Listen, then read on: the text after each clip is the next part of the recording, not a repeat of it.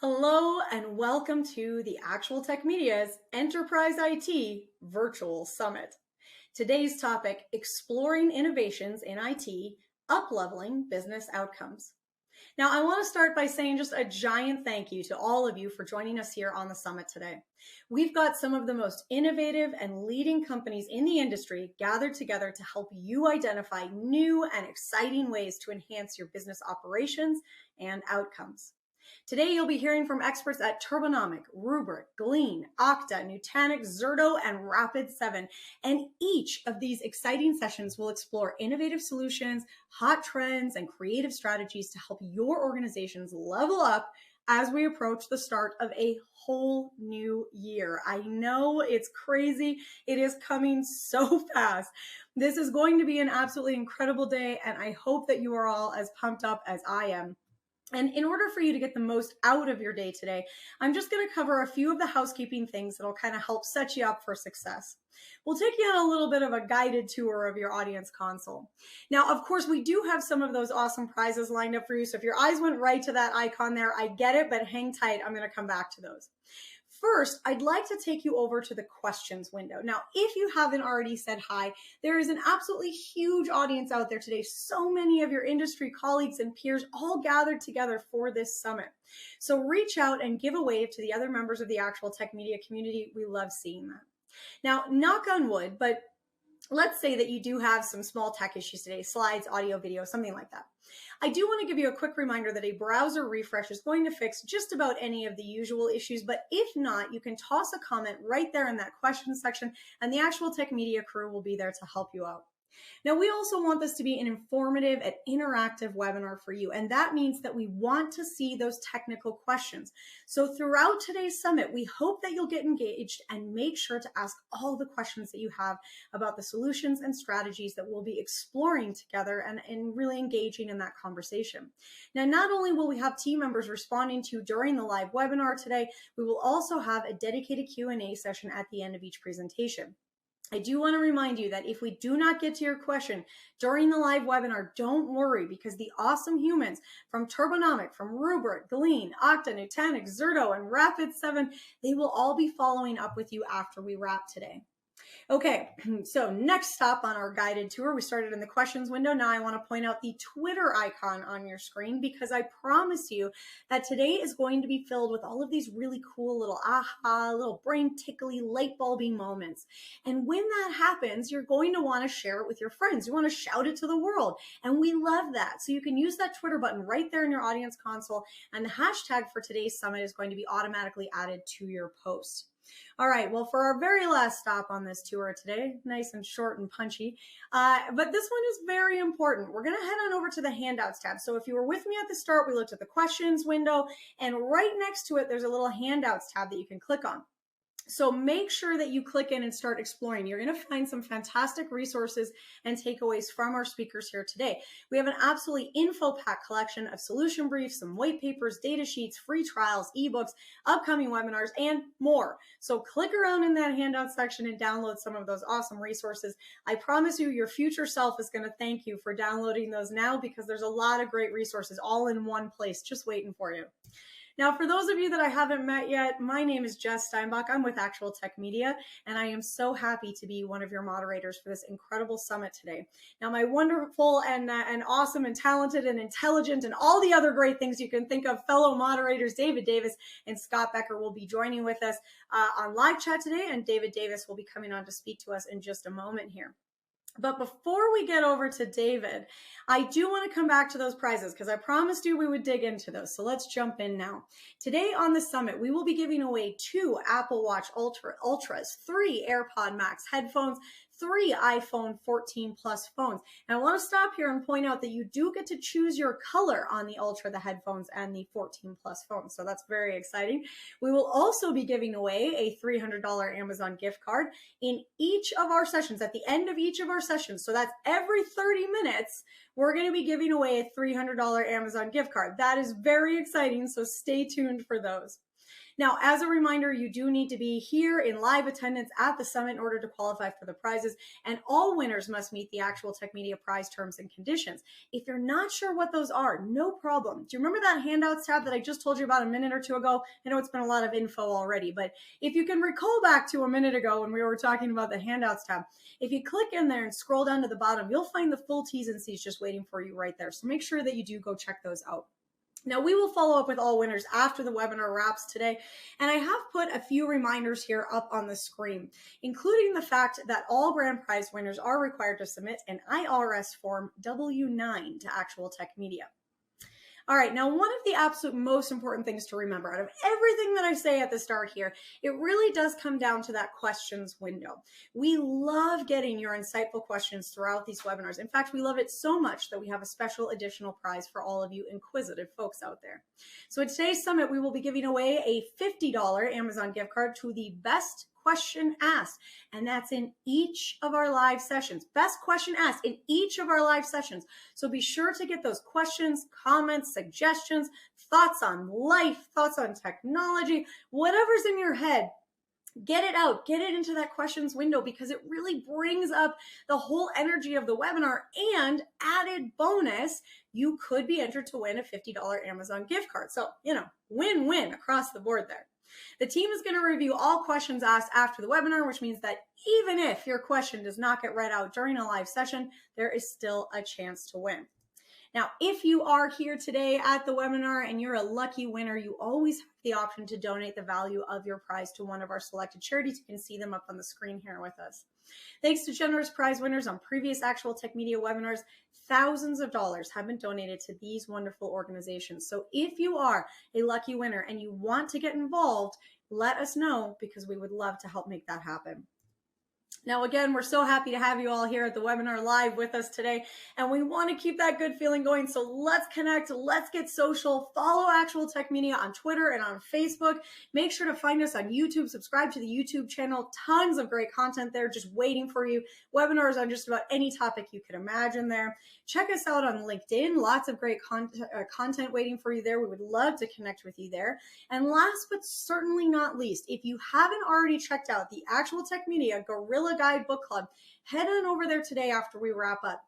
The Guerrilla Guide Book Club is going to give you access to free enterprise IT books authored by top industry experts. So you get to stay up to date on all the trending enterprise technology. Not only are they free, they're also super easy. They're going to work on your Kindle. They're going to work on your mobile devices, so you can take them with you wherever it is that you're headed. I know Thanksgiving break is coming up for those of you in the States. So if you're taking some time off, put your feet up, kick back with a couple Guerrilla Guides, and enjoy. You can download these awesome resources at guerrilla.guide, and there's a link in the handouts tab for you as well. Okay, well, we are almost done with our intro. One last thing, and it's an exciting one, because another way to win a prize and to help grow this amazing community is to refer an industry friend or coworker to the Actual Tech Media webinar series. So you're going to find a link to do that right there in your handouts tab, and you get automatically redirected at the end of the webinar as well. Now, we promise not to spam your friends or your coworkers. We're going to send them an invitation to a list of upcoming webinars, and if they don't respond, they only get one more reminder from us, and that's it. We just want to make sure that they've seen us, they got our hello and our message, and then we'll let them go. We know life gets busy. But this is a great way to share some of the knowledge and information that you're getting from these sessions, connect with a friend, maybe have a little discussion group before or after. It could be a lot of fun. So make sure that you are using that refer a friend option, and both you and your coworker or friend could win a $300 Amazon gift card. We hold those drawings every month. So that's a good one to keep in mind. All right, well, we've covered a lot of really important things already. I know that you are as excited as I am to dive into our sessions, start talking about how to up-level your biz ops. And one of the things that comes up all the time in these sessions is talking about buy-in from leadership, buy-in from teams. Now, all of you, just by being here, theoretically, we have your buy-in. You're excited about these solutions and strategies. You know that they can make a big impact, but that might not be true for everyone on your team. Or maybe even for yourself. You believe in technology, you love new and innovative solutions, but maybe you're still kind of sorting through the investment versus the output. So let's talk about that. How do you build a business case for these changes? Luckily, folks, we have an expert here with us to give us some tips. I'm so excited to introduce you all to, well, somebody that probably doesn't need an introduction to most of you. I'm guessing most of you know and already love my fellow moderator, David Davis. Well, David, we're here, we're ready, we're excited to learn, so take it away. Thanks so much, Jess, for that awesome introduction. I'm excited to chat with you all today about up-leveling your business outcomes, and specifically around one of the topics that we most commonly get asked about on all the events that we do here at Actual Tech Media, and that is, how do I justify this to the business and financial decision makers at my company? And if you're a technology person, I hope that this session here really helps out. I'm going to chat just briefly about my recommendations, being a former IT manager myself, some of the things that I learned when it comes to how to justify technology purchases to financial and business decision makers, because I've had to go down to the CFO's office to chat with him about a proposal that I made. I've had to go to the boardroom to make presentations to the CEO and to the owner and the CIO about large technology, purchases that we were considering. And they always ask the same tough questions. And those are questions that you need to be prepared to answer. So the first thing I think is to change your mindset. It's not just you versus the boss. It's not a competitive situation. It's not IT versus the business. It needs to be technology and the IT group enabling the business. So as soon as you kind of change your mindset and think of it that way, I think you'll immediately start to be more successful. But the other thing that you can do is to start thinking in the mindset of the business. For example, know terms like return on investment or ROI. What's the ROI of this technology solution that we're considering? Because the financial people will think of it in the same bucket as a new forklift or a new truck or a new store location or a new factory, whatever it might be. They're going to look at your technology as, whether or not this is going to give the company a positive return, either save them money or make them money.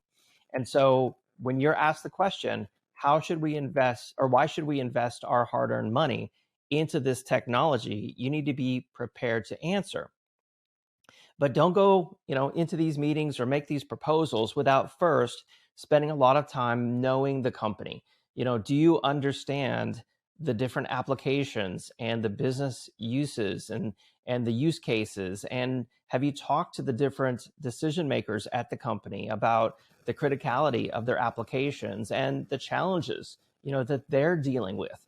How can your technology help them to overcome these challenges? You don't want to recommend the brand new silver bullet widget that isn't going to really help anybody, but maybe it would be cool.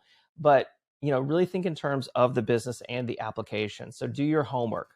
And also, of course, understand the products before you recommend them. You don't want to talk the company into investing in a new $100,000 solution and only to find out later that it's just shelfware or vaporware, or it doesn't really help anybody.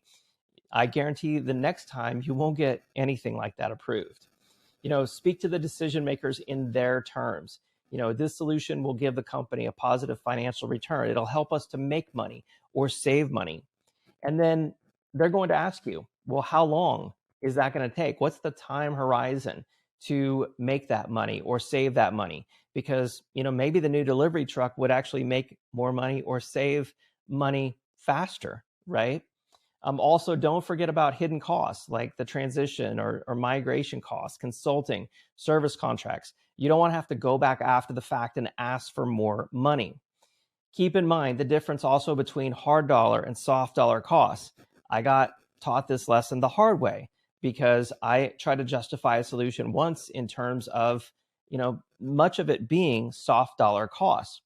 Hard dollar costs are things you can actually see. This storage array will save us money because it's cheaper per gigabyte, right? Soft dollar costs would be like, well, it costs the same, but it's easier to use and it'll save us some time.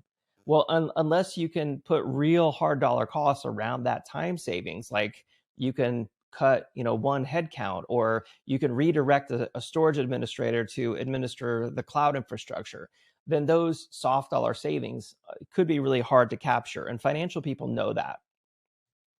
Also, the easy justification for a technology solution is, for example, I'll pick on the storage array again. This storage array is going to do the same thing we're doing now, but cheaper. But you also might need to consider justifications around what would be the cost if we didn't do this? What would be the cost if we didn't back up our data offsite and we lost all of our, on-premises backup repository and storage to a ransomware attack, and we didn't have that backup data set offsite? What would be the cost to the company? Keep in mind, those sort of justifications when you go to make these costs, because financial people will ask you that question. Well, what if we did nothing? What would be the cost for that? Also, every solution out there is going to have some sort of calculator, or the company will help you to make those financial calculations. Larger companies have teams of people to help you to do this. So in many cases, you can show them what you have, prove that it can help them prove to you that it will save you money, and then take those to your business decision makers. But also always take those with a grain of salt and make sure you do your homework, compare, make the same comparison with other technology providers, because you'll learn a lot. And so final tips here: forget the acronyms when it comes to justifying these solutions to financial and business decision makers. Forget the speeds and feeds, forget the hot new buzzworthy stuff. Stick to the real hard dollar benefits to the company, but take time to educate them on these solutions, the technology, in their terms, that they understand why this is important to the business, and be able to justify the technology that will save your company money and help you to overcome your company's unique challenges. I hope that you enjoyed the summit. Thanks for watching. Back to you, Jess. Well, thanks, David, and what a great chat and a great way to kick off our summit today. Now, you can all see that I've put a poll question up on the screen here for you today. And what we want to know is, what is your timeline for taking action on some of the solutions and strategies that you will be learning about today?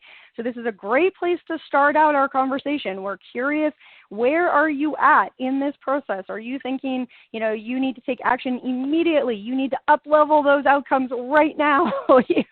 Maybe you're thinking January 1st, which is, as we just said, a lot closer than we would all like to believe. So you're thinking pretty darn quick here. Or maybe you're thinking strategically in advance. Maybe you're thinking a year out. Maybe you're planning for 2024. Which, if you are, good for you. Well done. Gold stars for all of you folks thinking 2024 already. All right. Well, thank you to everyone who's filling out that poll. I'm seeing a decent chunk of us are sitting in the not sure. And honestly, I love that. I think that's a really cool place to start out our conversation today, because it means that you are in the open phase. You are still researching. You're not exactly sure what you're doing next. And that's great, because, boy, we have some answers. We have some solutions. So we will get to walk through some things that might help you narrow in on that a little bit. Speaking of which, let's roll into our very first presentation of the day. It is my absolute pleasure to introduce you to our first two awesome presenters here in today's virtual summit, both from IBM Turbonomics. So we're going to hear from Spencer Meem, Data-Driven Defense Evangelist, and Lee I'm sorry, Lee, I knew I was going to do that. DT Agent, did I do that? Product Management, IBM Automation, FinOps Board Member. Boy, Lee, you've got quite the name in the title there. Thank you both so much for being here with us today, allowing me to butcher your last name. And I know you have some really exciting info to cover with us here, Lee and Spencer, so I'm going to hand the mic on over to you both. Hi, everyone. Thank you for that introduction. It's fine. And Spencer, people always butcher my last name, so it's pretty. It's I even practiced, Lee, I swear. No, I get it. Don't worry about it. I lived with it for almost 40 years, so it's cool. Well, thanks for that. All right, I'll leave you to it. Okay, let's get started. Welcome. Operationalizing FinOps, assure application performance continuously at the lowest cost. Before we get started, I thought we'd just go over what is FinOps for those who may not be familiar. So FinOps is an evolving cloud financial management discipline that aims to maximize business value in hybrid and multi-cloud environments. Contrary to popular belief, FinOps does not stand for financial operations. It's a portmanteau for finance plus DevOps, emphasizing that collaboration between business teams and operations teams is required. And below here, you see a diagram from the FinOps Foundation of a typical FinOps team structure. Lee, is there anything here that stands out to you or anything you want to comment on? Yeah, I think for the most part, as we've been doing this for a number of years, it's basically like we're looking for this overall alignment with all the engineering teams, procurement teams, and business executives around like how to control and manage your like cloud costs, or basically try to get the value of it. And that's the whole purpose of what we're trying to explain today in this webinar is like, how do you get the most maximized value out of your cloud, and how do you fully leverage it? The confines of like what was in the data center and like on-prem has totally changed in the cloud, and like Spencer will highlight that as we go through the slides. But just wanted to let you guys know, like the main focus on what we're trying to do is get the value and align the teams out of it. Well said.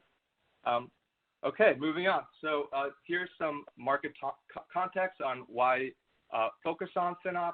So a stat from Gartner, cloud spend is forecasted to grow to a total of $591.8 billion in 2023. So cloud expenditure is soaring, and this has not gone unnoticed as 81% of IT leaders have been rejected to reduce cloud spend by the C-suite. So on top of this, there's also been a lots of wasted cloud spend, and in Flexera 2022 State of the Cloud report, organizations estimated that 32% of their spend is waste. And all this has led organizations to look at FinOps as a way to maximize their cloud investments, and 80% of cloud users will establish a dedicated FinOps function in 2023. Lee, I don't know if there's any stat that you want to comment on further, or I can keep it going. No, I think the one thing just to highlight, guys, like we just had one of our first major conferences for FinOps was the FinOps Summit down in Austin. Like we have some like slides around here, but it's even projected like some of these things are going to hit in like I forgot, like we estimated originally like in the billions. I'll get the slide off, Spencer, so have it in links. But again, take a look at the FinOps X Summit, and it'll be just good to highlight some of the things that we did from there. I'll pass the link to Spencer so he can send it to you guys. Yeah. Okay, so FinOps aims to help engineering enable automation and act on cost optimization. So this chart here is from the FinOps Foundation State of FinOps report in 2022, and FinOps practitioners were asked to name their top 2 FinOps challenges. So what I think is really key here is getting engineers to take action on cost optimization and enabling automation are 2 of the top FinOps challenges. They're really important. Lee, do you have any thoughts on why this is so important, or why this is hard for FinOps practitioners? Yeah, I did this for like just in my past, like for a bunch of companies, and some of the things that we start off with, and even when I was just a user, is just understanding and forecasting like the spend and like trying to get the chargebacks right. But like what the complexity becomes is like after you have your reporting and pieces like that, is then trying to get the automation in place and like having, both like a lot of times this is like, if you're coming from a finance side, there's usually a barrier between like that and engineering, and trying to get like, work with the engineers to understand it. It's just 2 different like languages you're speaking. So culturally in organizations that takes time. And then what we see in these big companies and industries like this, like a lot of the finance people get the forecasting right, but then it's trying to work with the engineering teams to empower them to work through this and get this automation. And I think that takes just a lot of time. It would be no different than like 2 people trying to learn like a common language, but coming from 2 different languages. From that culturally, it just takes time to get the organizations aligned that way. So I think this is one of the biggest challenges that we're trying to do coming up for like the FinOps Foundation, even for IBM, is just trying to figure out how to work with engineers. And if anyone wants to give us like comments, polls, or anything like this, this would be greatly appreciated. Because like honestly, to like really attack like this cloud spend and the optimization part of it It's actually getting these two organizations aligned and working together on one common thing. Yeah. So part of the reason that we think getting engineers to take action on cost optimization is such a common challenge is because cost optimization is the most difficult yet impactful way to reduce cloud spend. And you can see this 48% here. So from 451 research, 48% of organizations cite scaling or shutting down over-provisioned resources as the top way to manage public cloud costs. And why is managing cloud spend so difficult? So first and foremost, complexity, modern applications running on modern infrastructure. There's more changes to the environment, think CI/CD pipeline, and there's also more components to manage as you move from a monolithic application structure to a microservice-based application structure. There's far more components to manage across multiple types of infrastructure, so hybrid cloud, edge, multi-cloud, and beyond. So lots of complexity, as well as a misalignment of priorities. So engineerings are mostly focused on performance first, and then compliance, and rounding out third is cost, whereas finance teams obviously are first focused on cost, then accountability, where are the cost centers, and then finally business value. And then the third reason for why is managing cloud spend so difficult is lots of on-premises habits are carried over as organizations move to the cloud.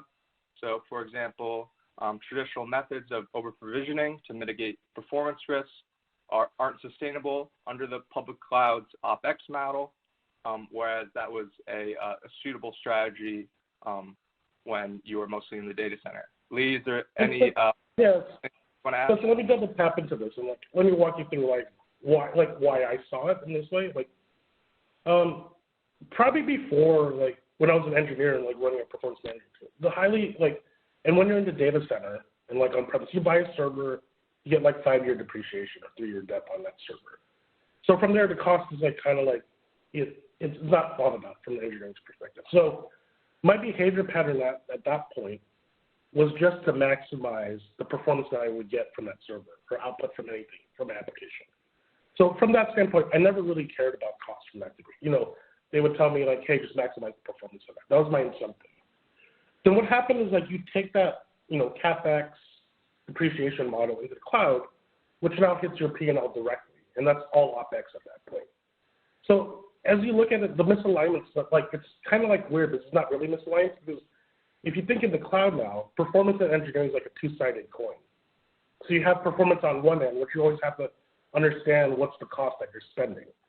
So the patterns that I used to do to maximize, my performance of my applications is still the same thing in the cloud, but I just have to be cognizantly aware of what's happening, what I'm spending. It would be no different for me, the analogy of I had my house, and my kids do a really bad job of turning all the power switches off and lights. But imagine if I had something that did that when I'm just in the house when we're not using it around the room, everything just turns off. So that's what we're trying to figure out. It's how do we get the most optimal balance of performance and the cost that you're spending for your applications overall. And Spencer, I think Spencer's going to jump into that right now. Yeah, so here is the FinOps framework as defined from the FinOps Foundation. So it's made up of 3 phases. The inform phase, which is really just visibility into what you're spending, think budgeting, forecasting, cost allocation. And then there's the optimize phase, which is really our main focus. And then together, they form the operate phase, so continuous improvement, metric-based continuous optimization. But for optimize, that's where we're going to focus on, is just finding opportunities for cost savings and actually acting on them. So you can see the list on the right here. That can either be through reducing the amount you use, so optimizing cloud compute, storage, database, Kubernetes, or also identifying and terminating idle or unattached volumes, as well as this could be reducing the price you pay, so through scaling reserved instances to improve inventory utilization, or purchasing reserved instances to maximize reserved instance to VM coverage. Lee, anything you want to add here? Or? Yeah, let's jump to the next slide, Spencer. Like, look, I just want to talk about what's our plan and stuff like that to give a demo. Yep. So you can operationalize FinOps no matter where you are in your digital transformation journey. So like Lee was referring to, whether you're in the data center, you're on the CapEx model, that could be through more effective use of existing assets, more effective purchasing for infrastructure growth, whether you are migrating to the cloud and you need to have optimized planning so that your workloads consume resources sustainably and responsibly from the start. That could be as you mature your cloud environment, more workloads are migrated over. That's through continuous optimization. So your business is responsibly consuming resources as it grows. Or if you're far more mature in the cloud, you are using metrics such as response time, transaction throughput, and you're actually scaling your modern applications in real time. So, yeah, Lee, take it away from here. Yeah, and guys, the big thing in this one too, so you guys know, this will give you, using Turbonomics is the full-fledged, hybrid model, where you can start understanding what your data center constructs are with your applications, and we talk about, migrating cloud and seeing both. But the biggest thing of this is, in both environments, using our tool will get you to the point where you understand the application and always what it needs for performance. But in lieu of that, too, is, the cost of what you need to run your applications. So like I said, it's a two-sided coin where we need to. I think in the next slide, Spencer, if you want to hop over and while Chris gets ready for the demo, it's we just wanted to show you a couple things, what our application does and walk through it, and we'll highlight a couple things from there. I'll let Chris and Spencer take it away from here. Yep. So so Turbonomic can support you wherever you are in your FinOps journey by providing continuous cost optimization that you can automate for real business outcomes. So just a quick overview of Turbonomic. So via API-driven discovery, Turbonomic plugs into your environment and pulls in existing data in order to map out the resource relationships from your application down to the platform all the way to the infrastructure.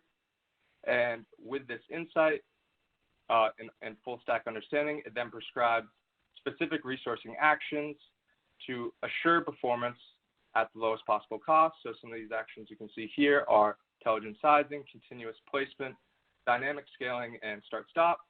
And what's really great is with Turbonomic, you can either manually execute these actions, you can schedule them directly on the platform, you can integrate them into existing pipelines or workflows, or you can enable automation and have these actions be executed in real time based off of how your environment is changing. And with that, I think I'm going to turn it over to Chris to give a quick demo. Chris, are you out there? Yeah, I am, Spencer. Thank you very much. And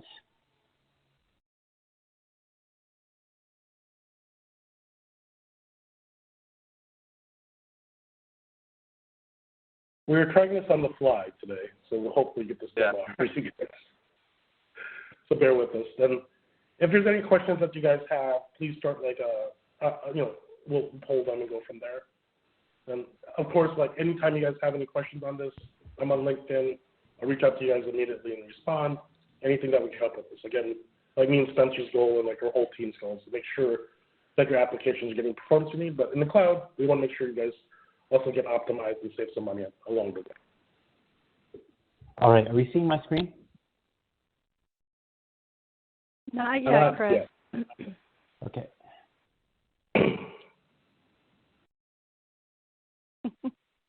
The fun of a live event.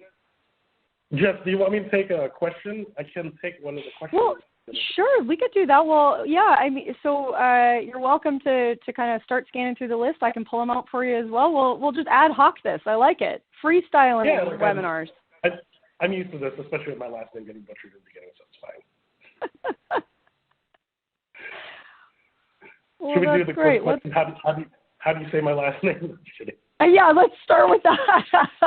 If you could just say that 3-4 times for us, that'd be great. Yeah, so it's kind of weird because it's like phonetically, like it's weird, really weird. But two ironic stories on this. Like, I think the first time anyone ever said it right was like when I was 19 in my class in college. So it was like a Asian studies class, which was quite interesting. But it's like D.T. Ankin. So I think like most of the I's are silent in the first. So it's really weird. D.T. agent. Anyway, I like that. I can work with that, Lee. Yeah. Thanks, Jess. So what's the first question you have on hand for me? Well, let's look at this one here. Mikhail was just asking what cloud providers are supported.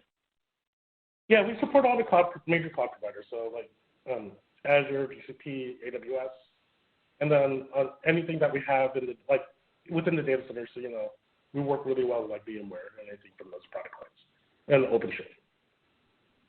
Love that. Okay. We had a couple questions here about, I'm going to combine a few different questions because they're all kind of dancing around the same thing. They're wondering about, the things that you're most excited about, the aspects about the product that you're most excited about, and then if there's any innovations coming that the audience should know about that you're really excited about. I wish I had my head, I don't know if I could say it was my head of product, but like it would kill me because we just walked through this demo yesterday.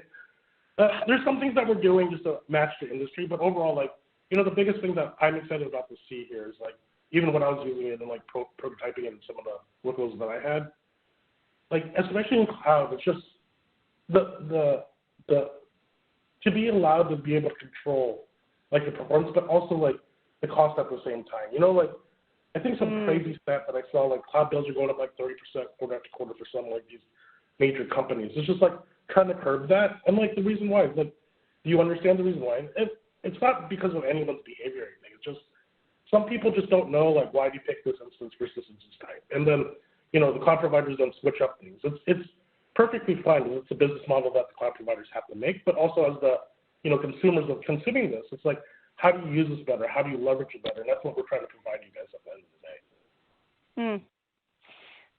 Here's a specific question that maybe was going to get answered in the demo. Benedict is wondering, in the app intro mapping, do the circle graphs take you to the specific point, or is the graph purely virtual? No, it takes you to the specific point of like, so I wish I could point it, but like if you see the red one at the top, it takes you to a specific point in where the issues are. Like you have like your normal stoplight, red, yellow, green. Then I'll pinpoint in there like in a table to show you like which ones are the red ones, and from there. I think the best one like to try this. I think this image is like off our try Turbonomic. So like we have the links in there. So like if we don't get this demo up and running, you can try Turbonomic and hit me and Chris up for anything you guys want after that. But yes, it gets you to the specific point. Hey, Lee, can you talk? Oh, sorry. Go ahead. I was just gonna say I can give this share screen a try. Yeah, might as well. Just start jumping in. I'll tell you when I see you. Yeah. I mean, if you guys want to keep drilling me questions, I'm here all day. Yeah. Another question, we were just hearing from David at the start of this and in our keynote about kind of making the argument for some of these solutions. So how does Turbonomic accelerate that buy-in, and especially leadership buy-in for a FinOps practice? Yeah, I think that's a question I've been asking for the whole year. But like as we see this, like the next evolution that you get to, like I said, like my journey before, is like, we set up the reporting, we set up like the chargeback models and stuff like that. Then like the biggest thing after that, you understand that your spend curves are going up. Like why Turbonomics is so important in this. Like we're like the control plane of that. Oh, Spencer. Let me finish. Got it. Spencer. Okay. Can you guys? And we have about 2 minutes left in our time. So if you guys can do a speedy demo, and we'll do that to kind of bring it home, that'd be great. Hit me up on LinkedIn for that last question. Spencer, you take it away, bud. Hopping into Turbonomic. First thing you're going to do is we're going to click settings and we're going to go to target configuration. And this is where we're going to add all of the different targets that comprise your IT stack. Showing you really quickly all of the different categories, and ideally the more the better. But we can add your public cloud accounts, AWS, Azure, and GCP. Your hypervisors for your on-prem environments, as well as your applications, databases, APM tools. And as you can see, we have everything up and down the stack that you would add as your target. From there, Turbonomic automatically discovers and maps the relationships and interdependencies between all of those components of your application stack, from the application down through containers, traditional VMs, your physical hosts, and then out to the public cloud zones and regions. And as you can see, Turbonomic is identifying and propagating varying degrees of risk in each of these layers. Now, Turbonomic users are both on-prem data center pros as well as cloud engineers. And we've provided within the GUI different views depending on what your role. An application-centric view, an on-prem view for your traditional virtual admins, and the cloud view. I can see here in the cloud view that Turbonomic is not only identifying and recommending RI purchases, but also showing me my discount coverage, my utilization, the inventory, what accounts are costing me the most, and what savings I'm leaving on the table. As Spencer said, there's both a runtime usage of Turbonomic, where we're continuously assuring performance and minimizing costs in real time, as well as more of a prospective planning use case for Turbonomic. So here I'm going to go into the planner. I have a pre-built plan that shows a migration to public cloud. Within our migration planner, we have both a lift and shift as well as an optimize then migrate mode. Turbonomic is going to model those based on the real consumption of the workloads and also show you the cost savings associated. Now last, dashboarding. It's a significant investment. We want to ensure that our executives understand what the investment is doing for us. So in our cloud executive dashboard, and here in a demo environment, we're not realizing the savings, we're showing the savings. But across a multi-cloud environment, AWS, Azure, GCP, you can see the cumulative savings and the missed savings by not investing. That is a super fast demo of Turbonomic. There's a lot here to show, and we want to get deep in with you on the different actions that we could propagate in your environment. So as Spencer said, after the call, let us know you want to have a demo. We'll get really specific to you and to your organization. And with that, I'll hand it back to Spencer and to Lee. Well, and I do want to ask you guys to give everyone a step forward. And Lee, you've kind of been indicating that people can reach out to you guys on LinkedIn, which I love. If there is a next step for people out there, so I'll ask you guys sort of a two-part question for any of the three of you who are on, Chris, Spencer, and Lee. First and foremost, if there's any last points that you want to leave us with, since we were a little scattered there at the end. And then finally, and to wrap us up, what should people do to get started with Turbonomic if they want to jump in? Yeah, I think just for a little bit of a recap, on the right here, you can see some proven outcomes that we've seen from customers. So customers have been able to improve application performance. They've been able to increase IT team productivity through automation. They've been able to reduce public cloud spend by 33%. They've seen 471% return on investment in 6 months. And they've been able to avoid annual refresh costs by 75% and avoided annual infrastructure growth by 70%. So those are some proven outcomes. And if any of those pop out to you, if you want to look at this further, please either request a demo or go into turbonomic.com/try, where you can go through the product and check it out for yourself. So with that, thank you. All right. Well, that was definitely a fun and exciting way to kick off our virtual summit today.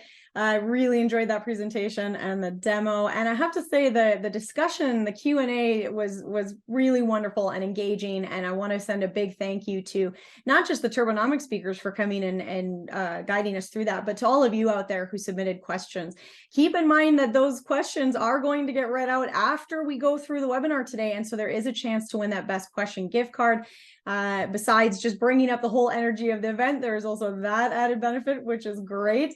And speaking of prizes, I think it's time for our very first prize giveaway. So I'm going to remind you now that you do need to be here, present, live at the summit in order to qualify to win. Our very first winner of a $300 Amazon gift card today is Eric Baker of North Carolina. Eric Baker of North Carolina, you have won a $300 Amazon gift card. So congratulations. And we will follow up with you after we wrap. Now, I want to remind all of you that there's lots more chances to win today, lots more grand prizes, more gift cards, plus that best question card. So stay tuned because we've got more winning coming down the line here. All right, well, keeping things rolling along in our virtual summit today, it is my absolute pleasure to introduce you all to our next exciting presenter. We're going to hear from Zach Palakia, Senior Sales Engineer at Rubrik.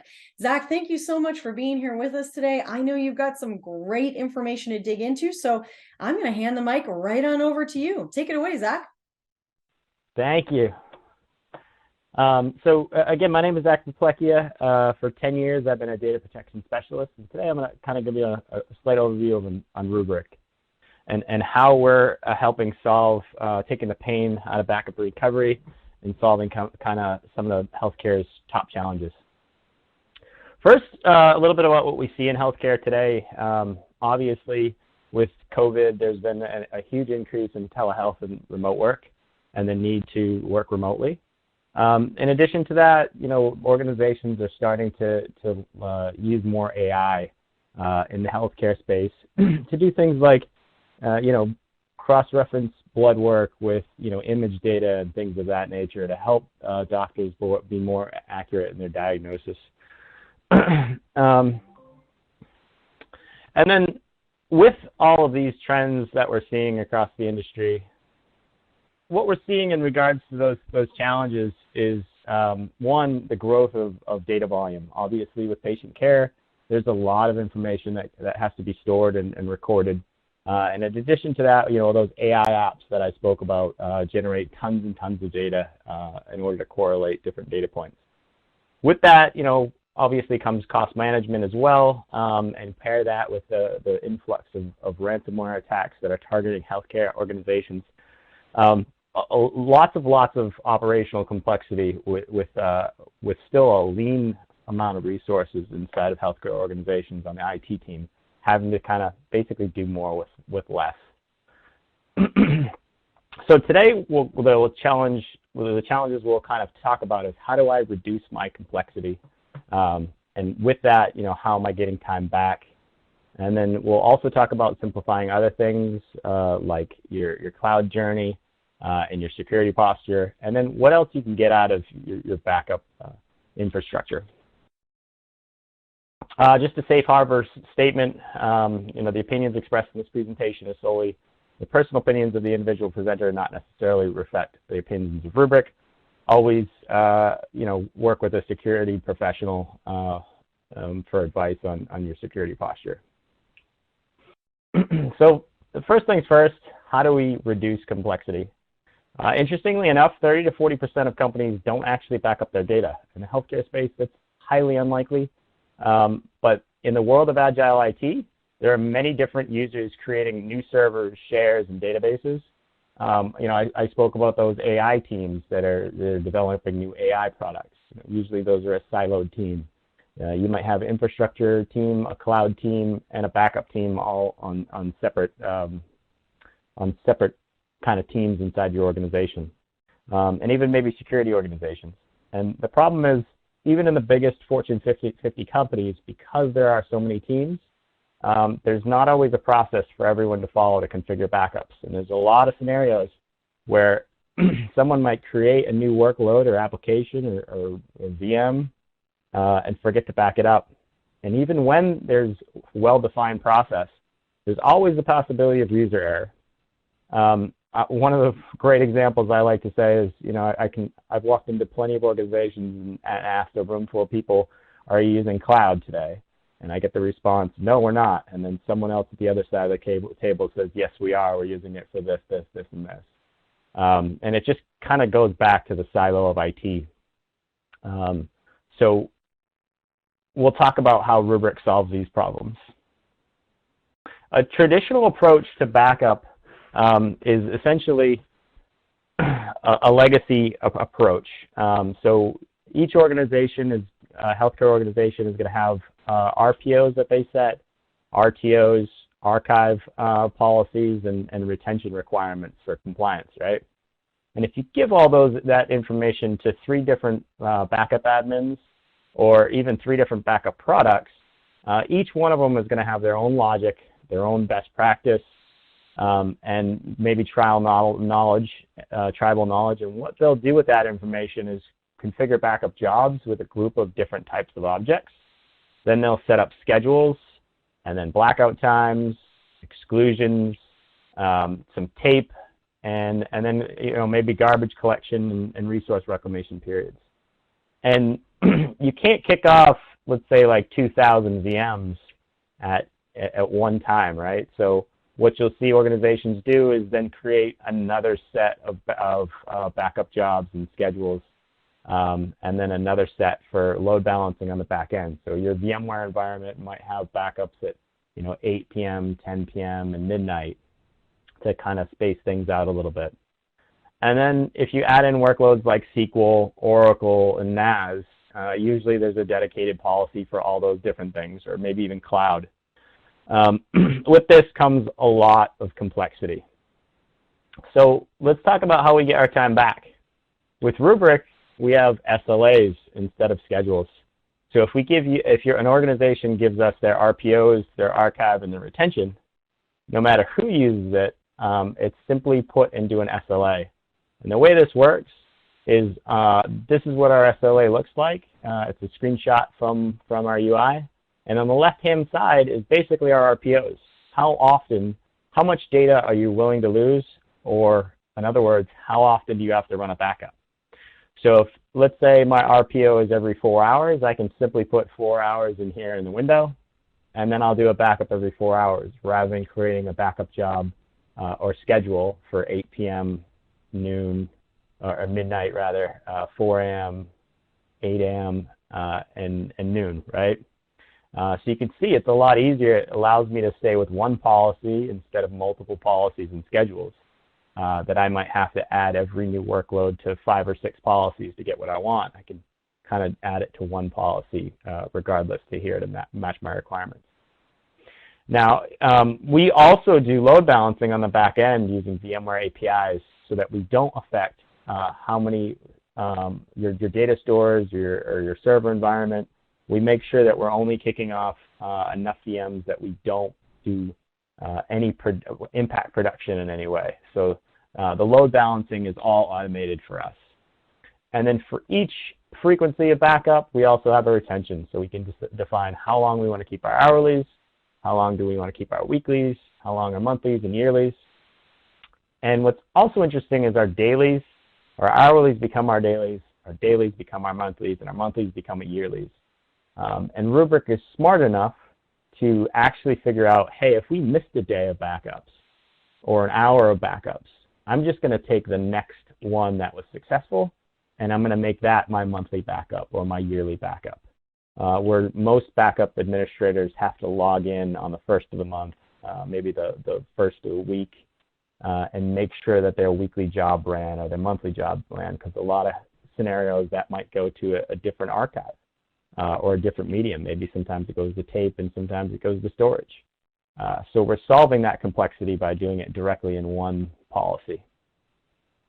And then in that policy, we also set our replication. So if I want to replicate to another Rubrik cluster, or if I want to archive off to either on-prem NFS or object store or the public cloud, I can do that as well. And also a single SLA can hold VMs, databases, NAS workloads, and in some circumstances, even cloud workloads. So again, I have one policy. It's really easy for anyone that's building or automating deployments of new machines to pick one SLA because that's all I have to choose from, right? It makes life a lot easier. And again, with the Rubrik AI, we're taking all the kind of architecture and hard work out of scheduling this stuff out of it and automating that for you on the back end. So once we've done backups, another thing I find really interesting from a compliance standpoint.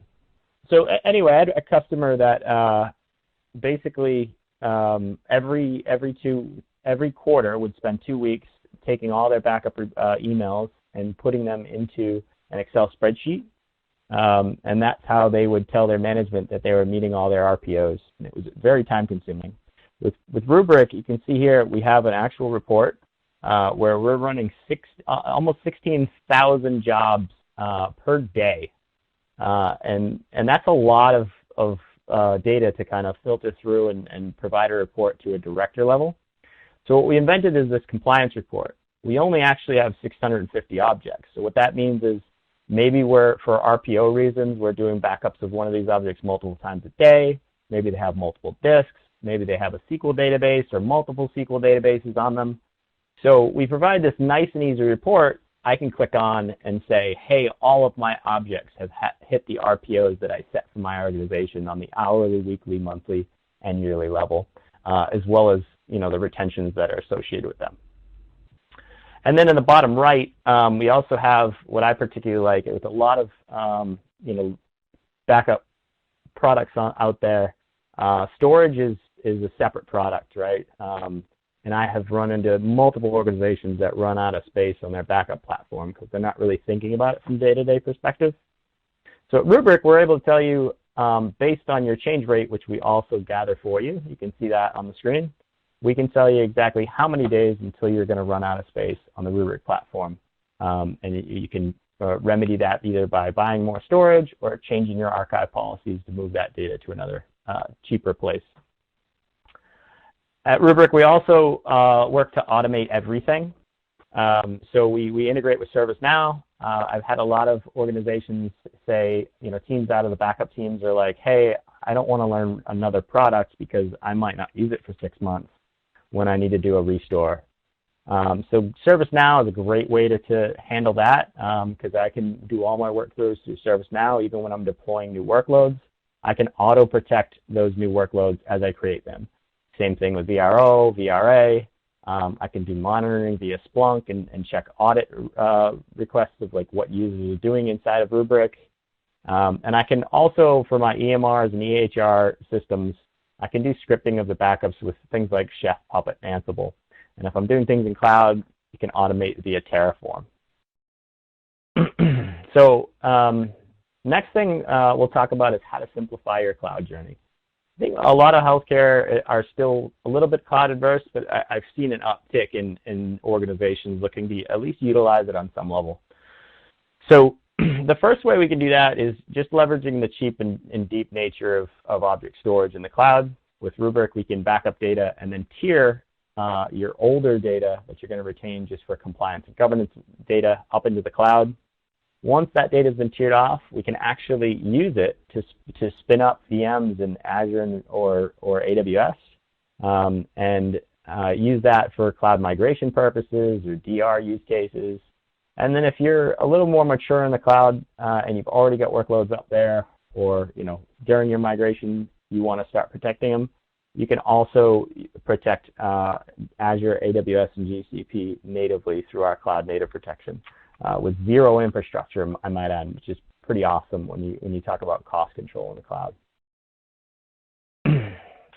Next, we want to talk about increasing your security posture without adding too much complexity. We believe that if you're going to assess a backup product, you should be thinking about the following things. First is audit and compliance reporting. You want to be able to see what users are doing when they're logged in, how often they're trying to log in, if they have failed login attempts. So we're able to gather that information and port it off to something like a Splunk or ServiceNow for you to do ticket creation or what have you. In addition, you should add an encryption both in flight and at rest, and then some type of SAML integration with MFA or TOTP. If you're doing any banking, probably would not use a bank that didn't have multi-factor authentication. If backup is the last line of defense in ransomware, which it really is, then you should have a product that's fully secure. And if you don't have an MFA provider today, TOTP is actually free through Google Authenticator or Microsoft Authenticator. And it works with all your LDAP accounts or AD accounts and the local accounts on the box as well. And lastly, we would like every backup product to have robust RBAC. We believe in least privilege, and that each user should only have access to what they need access to. With that, we're also raising the stakes a little bit with some things that we do that we find really unique. First is immutability. So we achieve immutability through a two-step process. The first is a logical air gap via a zero trust design, in which case, in order to get to our file system, we don't have it on open protocols like NFS or SMB, because if you think that your production NFS or SMB shares aren't safe in the event of a ransomware attack, then your backup data, storing your backup data there probably is not a good idea either. So in order to get to our file system, we have secure RPC calls, and that's the only way that you can talk to it. It's a lot harder for hackers to get to that, especially in a zero trust world. It's also an append-only file system, meaning that even if you were to get through all those layers of security, the file system itself was designed so that you cannot do delete or change commands. You can only append files that allow you to track changes. So you couldn't modify the data even if you want to, which assures that your data will be there and be available when it's time to recover. Lastly, is the third piece in this whole puzzle is the retention lock SLA, which is FINRA Rule 4511 SEC 17A 4F worm compliant.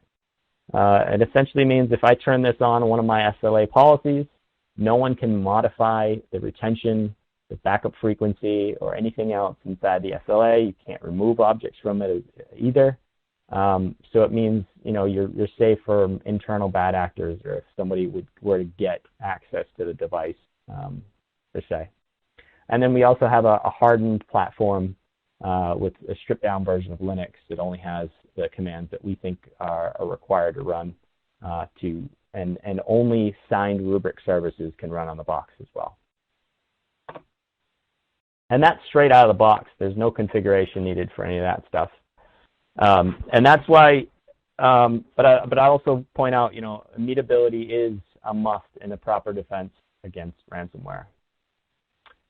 Some other ways that we're up-leveling the conversation and ransomware is instant recovery. So we actually did a POC recently where we were able to do 700 VM live mounts in 1 hour and 27 minutes, which is really impressive. Like that's, borderline replication speeds.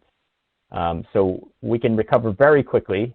And then I already mentioned the immutable file system, which makes sure that your data will be available if a ransomware attack occurs. And then the third way we're up-leveling is we're actually able to detect ransomware in an environment based on what files are being accessed and anomalies within the files. We can also scan for entropy, which means encryption on a file. And then we'll give you a UI version of the affected files, so you can recover just the files that were infected rather than restore the whole VM itself or the whole NAS share, which can be very time-consuming in general, and you may actually delete some good data along the way. And that brings us finally to what more can I get out of my backup? So just like with our ransomware detection, we can also detect HIPAA, PCI, GDPR, CCPA type information.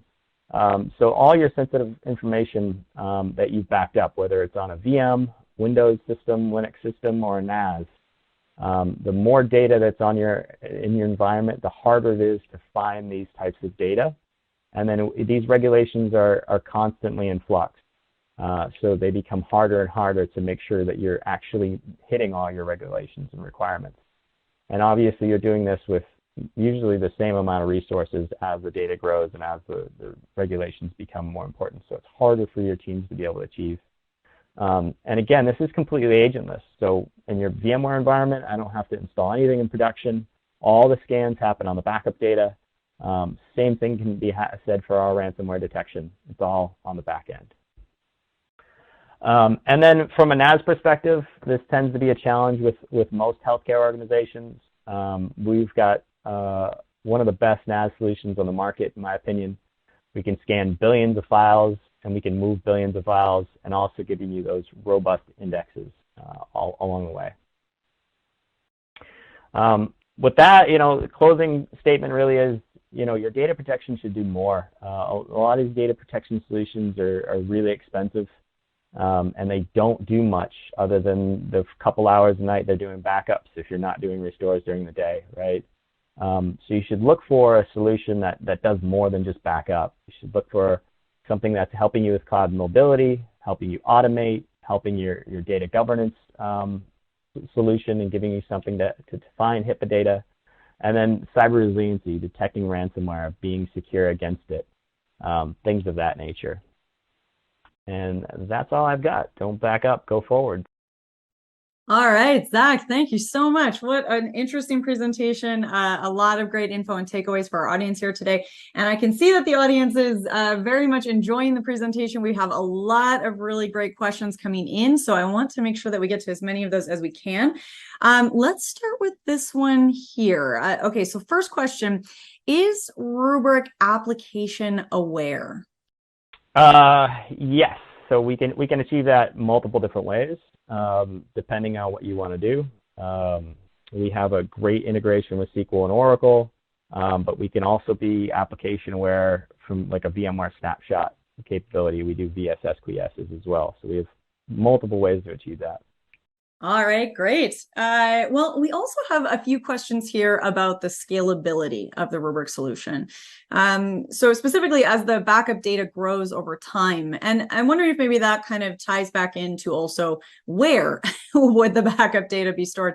Are we talking about on-prem options in the cloud, or maybe both? Yeah, so we have multiple flavors, both on-prem and in the cloud.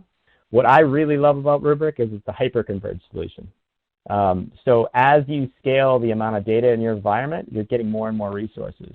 So for example, each brick, which is a 2U appliance with 4 nodes, can do anywhere from 20 to 30,000 IOPS. So if I expand that, I now have 40 to 60,000 IOPS. So now I have more performance to do restores, right, or to do more backups. And we size them differently as well as with any hyperconverged solution. And that's what allows us to do things like 700 VM live mounts in an hour. Wow, okay, well, that's awesome. Next question here, wondering about integration and specifically about how easy it would be to integrate Rubrik with existing ERP APIs like SAP HANA. Yeah, so we have a fully certified SAP HANA solution. I think we can get a white paper out to you on that, or if you want to reach out, we can find one. But we have one fully certified on SAP's website. Perfect. Okay, so some good follow-up options there. And let's get to another question. Okay, so they're wondering, my security team has tools that do ransomware detection. So why do I need that in my backup solution? Yeah, that's a great question. So if you think about it, I've seen tools print out a list of 100,000 files that may have been detected by ransomware. If you're a backup administrator and you get a list of 100,000 files, are you really going to sit there one by one and restore them? Probably not, right? So where you need to close the gap is the infrastructure team might have tools, but when you're given a report, what are you going to do with that report? So basically the way we see it is if you can have a UI that already has those files detected and you can cross-reference it between the two tools, you now have a solution where you can not only detect in real time, but also recover very quickly. Yeah, absolutely. And that recovery is just so critical, especially obviously when you have a ransomware type event. Well, I hate to say this because we've got a lot of great questions still here, but I think we are running a bit low on time today, Zach, so we will have to leave it there. But thank you so much for an absolutely wonderful presentation and for sticking around to answer some questions. Thank you. Wow, what a great presentation. Sorry, I'm still recovering a little bit from this cold, so my voice kind of keeps popping in and out here. But you can hear or see on your screen that we have put up the rubric poll here. And what we're wondering is what additional information and resources that you would like to explore from rubric. And again, this feedback is really valuable to the rubric team, but it is also going to make your life easier. It's also going to set you up for success because there's a lot of information getting thrown at you today. We are covering a lot of solutions and a lot of topics. And as much as you think you're going to remember all of it when we wrap, you won't. You'll remember a lot of it because you're all smart cookies out there. I know that you are. But you will not remember all of it. And so it is very important to get these handouts downloaded, save them for later, sign up for those demos, get the feedback that you need so that your future self can kind of recall back to some of this information and delve into it a little bit.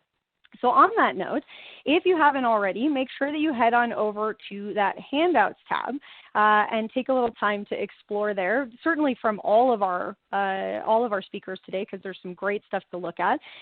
But there's a really exciting ESG white paper from Rubric, Data Security, the Key to Defeating Ransomware Attacks. Great information, definitely worth a read. So please do take the time to do that. While you are filling out this poll, I think, yeah, you know what? I think it's time for another prize giveaway. Look at that. Okay, so we are going to start out with a $300 Amazon gift card, and then we're going to get into some of those grand prizes, sneak peek at what's coming ahead. I do want to let you know that, or remind you again that you do need to be here present live at the webinar in order to win. Our next lucky winner of a $300 Amazon gift card is Tony Lynn of New Jersey. Tony Lynn of New Jersey, congratulations. And we are going to give away 3 pairs of AirPod Max headphones. They are going to go to, drum roll, Sarah Toby of Ohio, David Went of Michigan, and Susan Wright of Virginia. Okay, so this is going again to Sarah Toby of Ohio, David Went of Michigan, and Susan Wright of Virginia. You are each getting a pair of AirPod Max headphones. Love those. Congratulations to all of you. As always, we will be in touch about claiming prizes after we wrap today. Now, don't forget there's still lots more chances to win a prize. Plus, we have that best question card from each session, and I do want to remind you that even if we don't get to your question during one of our live Q&As, you are still qualified to win for that best question. So keep those questions coming in. I'm seeing lots, and I love that. Okay, well, speaking of exciting things, I'm going to move us right along in our presentation here. Up next, we are going to hear from someone I really enjoy chatting with, and I think we're having a little bit of trouble with the line, but I think she's here with us. So it's my absolute pleasure to introduce you to our next expert presenter on the virtual summit today, Lauren Kennedy. She's head of customer success at Glean. Lauren, thank you so much for being here with us today. I know you've got a lot of great info to dig into with us, so I'm going to hand the mic right on over to you. Hey, Jess, Awesome. Can you hear me? Sorry, as I mute myself. Yes, I can hear you. Hi, Lauren. Perfect. Thanks so much for joining us. Thanks for having me. Good morning. Good afternoon, folks. So, Lauren, we had a little bit of fun with a screen share opportunity earlier in the day. So we're going to try this again. I think you're going to do some screen sharing with us and walk us through some exciting demos. Yeah, absolutely. Let's go ahead and do well, this. I'm going to stay on the line with you and make sure that it works. So we'll go through this in real time today. All right, let's see. How's that work? Oh, look at that, Lauren, a pro, off to a great start. We've got you already. All right, folks. Well, Lauren, I'll hand things on over to you then. Awesome. Thanks, Jess. So again, good morning, good afternoon, everyone. I head of customer success here at Glean, and we'll just jump in. But really, you know, what I think so many IT professionals think about today is it's work just to do work, right? Knowledge lives in many different tools, hundreds potentially within your organization. And what that leads to is team members reinventing the wheel. They're making new content or the same content over and over and over again. And there's no single source of truth. A lot of these platforms that have promised to deliver upon this and help solve historically really just have kind of failed to live up to those promises. And then also the constant interruptions, right? All of the above means that we're asking each other for help, we're pinging each other, we're sometimes tapping each other on the shoulder, but that's also getting harder and harder to do.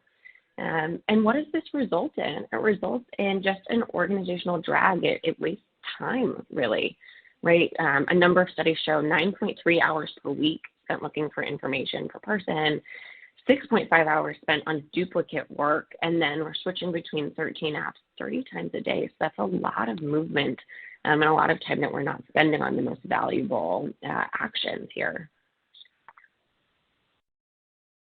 And on top of that, the nature of work is changing, right? The last couple of years have been really different. Just like I mentioned, you can't tap folks on the shoulder anymore. We now live in this kind of work from anywhere world where you're sending, potentially a question out into the ether of whatever chat tool you use in your organization, and you're just hoping you get an answer in a somewhat timely manner. We've also, like we talked about, SaaS sprawl, right? Companies are looking at 300 plus applications, and that's a lot of different places for content to live. And then also the rise of the employee experience. Understandably, companies that are really investing in their employees are seeing higher returns on talent and seeing their talent thrive. And I think more than anything, something that we're hearing from CIOs today is that it's really their responsibility to make sure that employees can be productive. I think IT is playing an even larger role in this relationship between employer and employees. And technology is really stepping in to help solve some of these problems, though. We've talked about a lot of problems, but what's the solution here? So with Glean, and our founder, Arvind Jain, who is early stages at Google Search, has leveraged a lot of the technology that you're seeing here. So we're seeing standardization across applications, especially things like APIs. So Glean lives on a lot of native out-of-the-box APIs to your different platforms.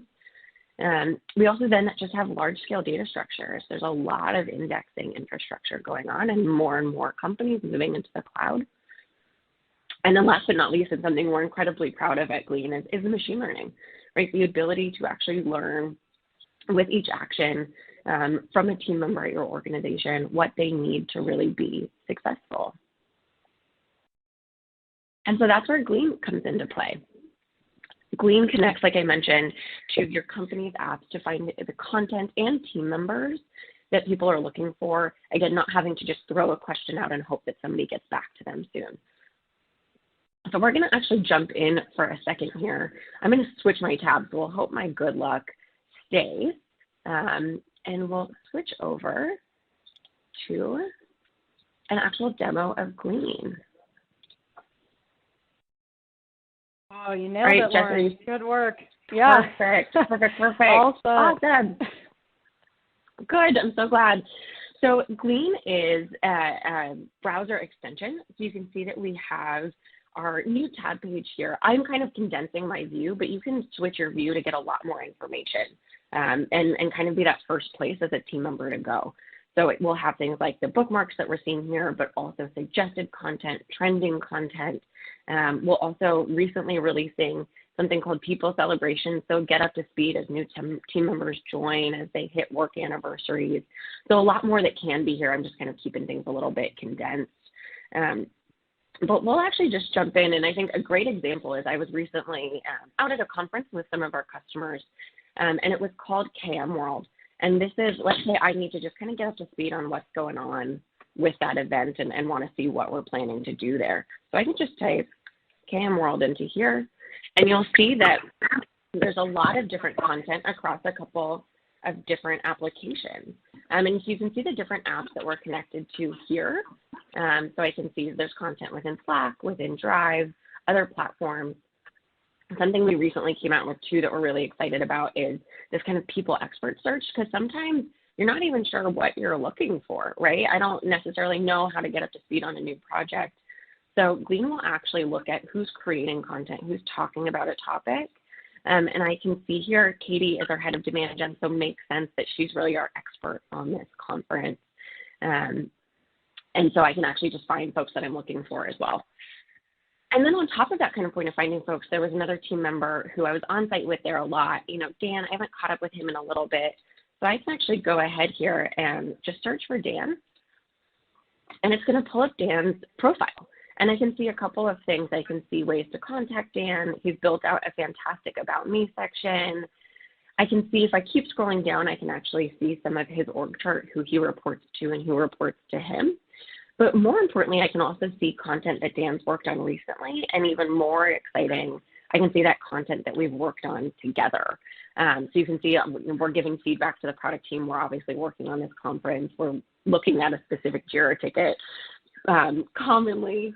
I can also, again, see who he's related to, and also look at kind of his schedule and get a sense of how Dan and I can continue collaborating. So Glean isn't just about finding content, because we do know that finding people is oftentimes just as important. And with Glean too, there's obviously a big perspective of finding things that already exist, but we also built and are continuing to build a number of knowledge features, because sometimes you just need a place to put a quick answer, put a different piece of information. So Answers is just that. It's the concept of a really, really quick hit answer. It gets prioritized in the search results as well. So we talked about those machine learning points. Glean will prioritize things like Answers because it is a quick hit. It will also prioritize, based off of frequency, the additional content that's getting a lot of frequent or recent activity on it. And within knowledge, there's a couple of other items as well, things like collections, so the ability to folder content regardless of where it lives. So I'll actually pull up one that one of my team members made, where you can see the onboarding that we've built out for our team. And you'll actually get a sense of, here we go, I'm going to jump in here. So you can see a whole bunch of the different content that we've made, and actually some collections within here as well. So a lot of really good information, the ability to folder content regardless of where it lives. So think of it like Google folders, but you can also include videos. You can include Go links as well, which is functionality we have. So again, with Glean, the ability to not just search for content that already exists, but also look for content and create content from scratch.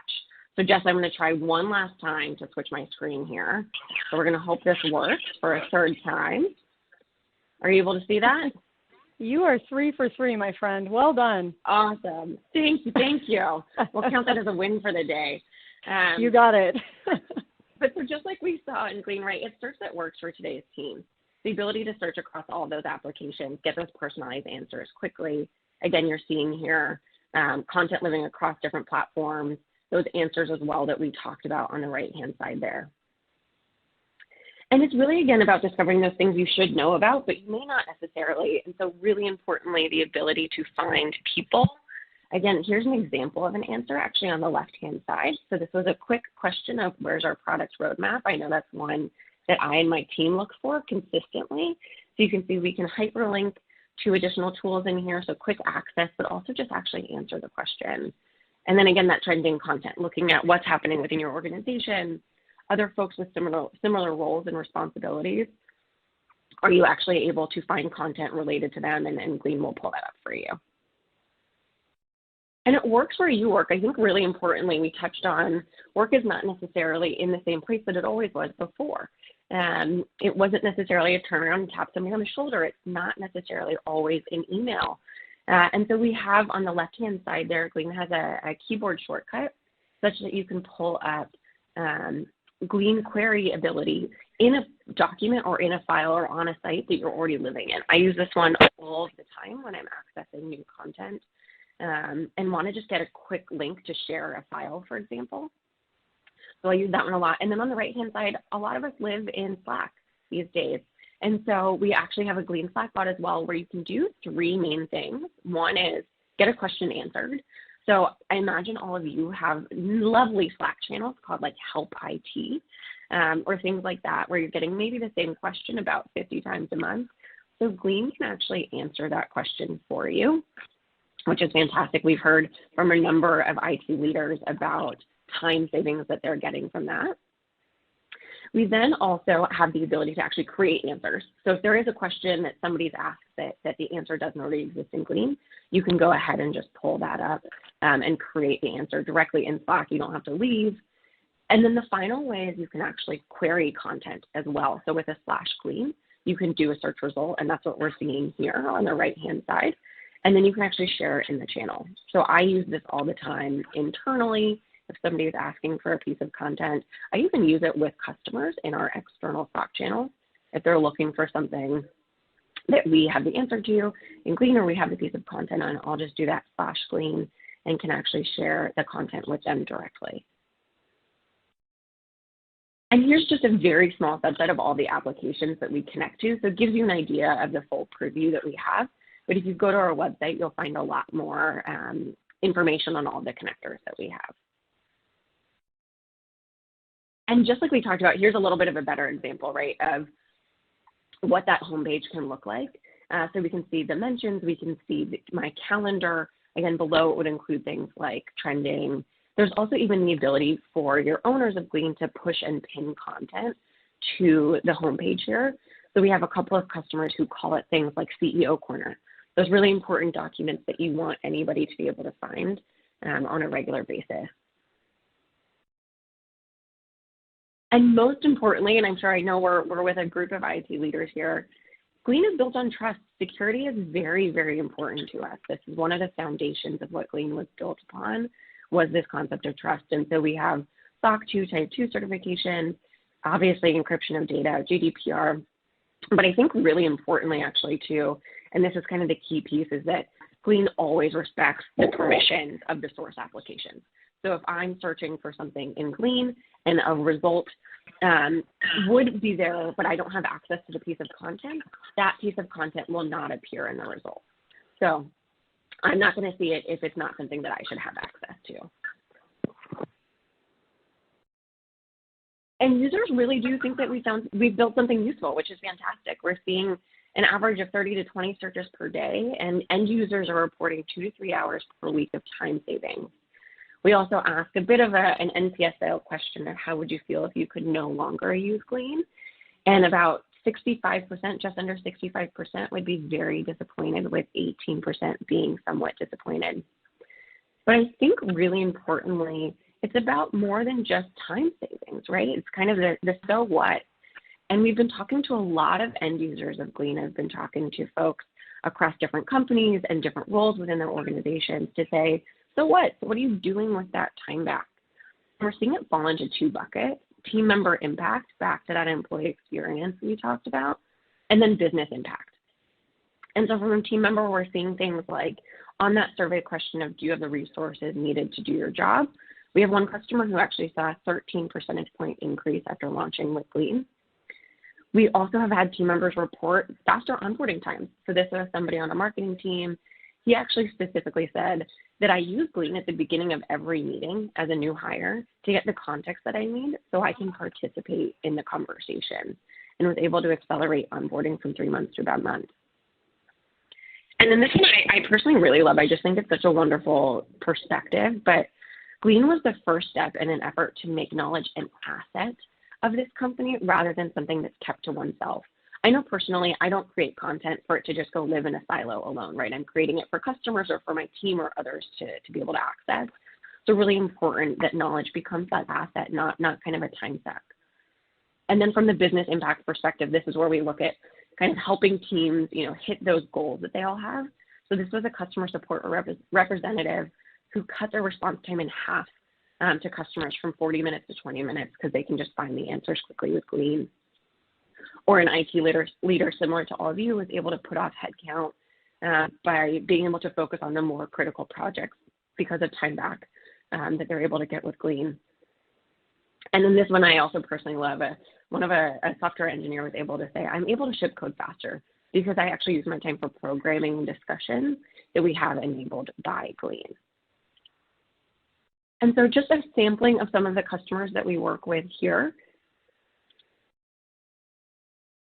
And then just as a summary, Glean it's that search that works for today's teams. It allows you to discover the things that you should know about, or sometimes the things you don't know that you should know, which is always fun. Again, it works where you work. We'll really meet you wherever you're at. Very quick setup, like we talked about, APIs, respecting permissions out of the box, and then built on trust, right?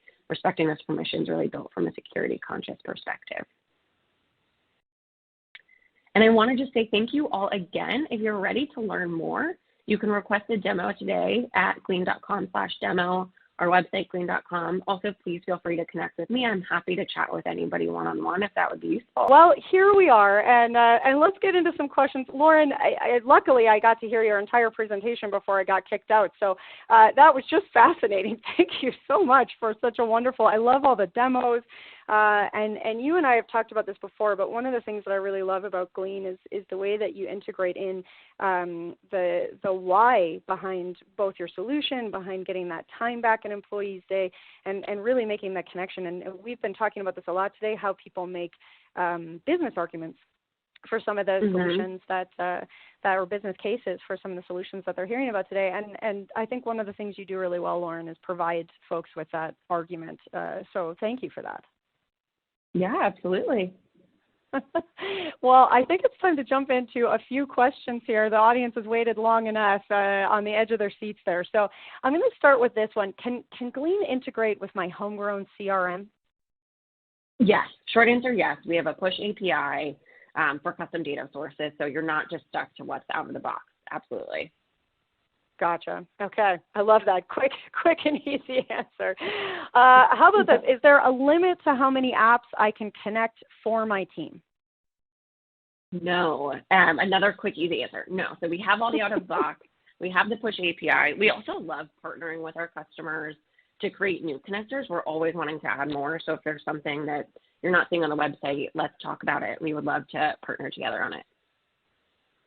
Awesome. I think that's, it's really nice, and especially for folks out there that might have a lot of complicated legacy systems, it's nice to know that they can figure out the integrations that they need.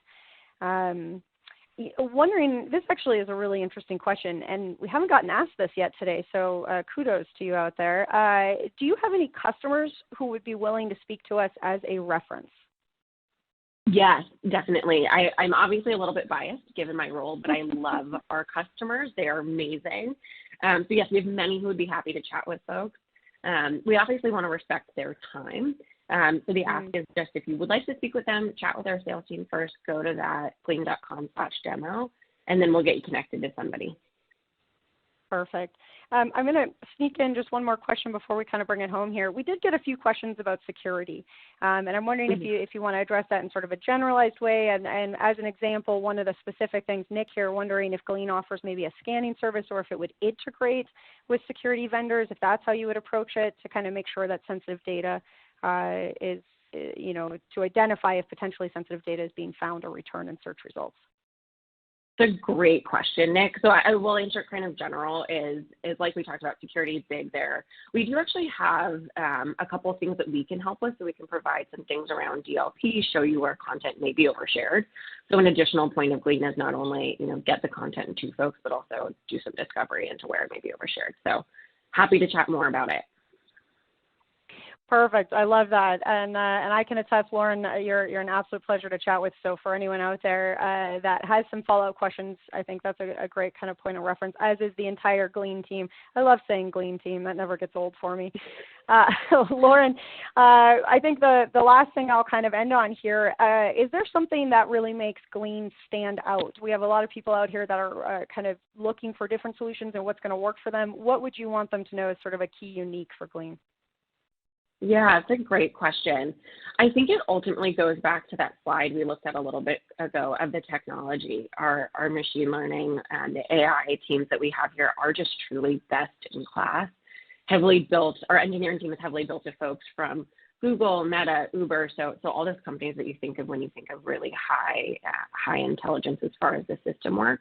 So you're just genuinely going to get the best search results. And then on top of that, I will say that our product team is also just truly best in class. One of the pieces of feedback we get incredibly regularly from our customers is that they feel heard. And that, in my role as the head of CS, just makes me so happy, and I do think is a genuine differentiator. Awesome. I love that. Well, Lauren, thank you so much. For anyone out there that is just pumped up and ready to jump in with Glean, and I'm sure there's a lot of avid new fans out there for us, what do you recommend? What is their first step to getting started? How do they jump in? Yeah, great question. That glean.com/demo is a great place to start. You can go there, you'll get connected to the sales team so they can set up time with you and answer questions. And then on top of that, we have our website, has blog posts, a lot of good information there. And it looks like I'm seeing some data sheets and technical white paper, so we can definitely follow up with some of that. I love the folks also asking for the customer case study. So we can definitely get this all available to folks. Yeah, that's awesome. And thanks for pointing that out, Lauren. We've got a poll up on the screen for you here. We want to know from you what additional information you would like to get from the Glean, or about the Glean solution from the Glean team. And as Lauren's saying, there's a lot of really incredible resources out there. It's exciting to see. I'm with you, Lauren. I love watching those little numbers tick up on who's interested in getting what. So it's exciting to see how many of you are interested in some follow-up information. And please do take a minute now and click on that poll. Your future self will thank you for taking a second right now, clicking on that poll. Let Glean know how they can follow up with you. Well, Lauren, I want to thank you for coming on and really nailing the screen share today. 3 different demos, 3 different screen shares, and not one issue there. So well done, my friend. Absolutely. I'm always grateful when that works too. So I'm glad it worked out. I want to thank everybody for taking the time today. We'll definitely make sure that all of these, the data sheets, technical white paper, all that good stuff is available to you. So thank you all for taking the time. Perfect. Well, thanks, Lauren, and I hope we get to chat again soon. Yep. Bye, Jess. All right, well, I'm going to leave that poll up for just another moment here, and while you're answering, I'm going to give away another prize. So our next lucky winner of a $300 Amazon gift card, and a reminder that you do need to be here present live at the summit in order to win. Our next winner is going to be Ron Passa of Utah. Ron Passa of Utah, you have won a $300 Amazon gift card. Congratulations. As always, we will be in touch about claiming your prize after we wrap the webinar today. And I do want to remind you all that there's lots of chances to, there's more chances to win some prizes, but there's also lots more chances to win that Best Question gift card, because we take one of those from each of our sessions. So even if we don't get to your question live in our discussion, you are still entered to win. I saw some incredible questions there. I know we were not able to get to all of them just now with Lauren. But again, we will make sure that all of those questions go to the Glean team, and they will be able to follow up with you and get you some good answers. All right, well, congrats to the winners, and thanks to everybody who filled out that poll. One last reminder to head on over to the Handouts tab. If you haven't already, be sure that you are checking that out after each presentation. And in the Glean handout, there's a great summary of everything we just heard from Lauren, so make sure that you download that and save that for later. But we are going to go ahead and move it along in our virtual summit today, because we've got lots to cover. We are really cooking here.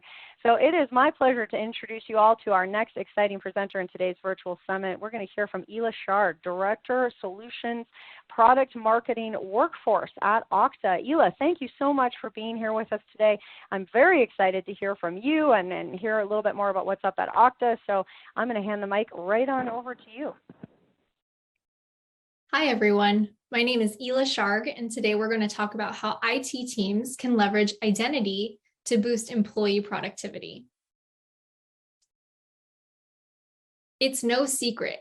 The world as we know it has gotten more and more complicated. But more specifically to today's topic are a few key trends that are contributing to this complexity. Macroeconomic uncertainty. Things like inflation, labor mismatch, or supply chain issues. Maybe you've tried to buy an appliance or a couch in the last year or two. Maybe you've tried to do some renovations. And if you've tried to buy a car, my heart goes out to you for dealing with those dealer markups. Another trend is the implications of remote work. You've heard the terms quiet quitting and the Great Resignation, but ultimately, the shift to dynamic work has given the workforce the freedom of choice, and it's caused a shift in the way that they're evaluating the jobs they have and the jobs that they're willing to take on. And of course, the ever-expanding security threats. We hear it time and time again. The threat landscape is growing, the increase in BYOD, and the shift to dynamic work and remote access. And of course, the continued increase in attack sophistication. As a result, CIOs and IT leaders are forced to reevaluate their current technology investments. In order to do more with less, they're looking to prioritize efficiency. And as many organizations were heavily impacted as they shifted to dynamic work, both from a cultural and technological standpoint, they're looking to build up that operational resilience in order to avoid any impact to business uptime from ever happening again. They're focusing on delivering better user experiences in order to increase retention and employee satisfaction. And they continue to prioritize preventing risk and improving security.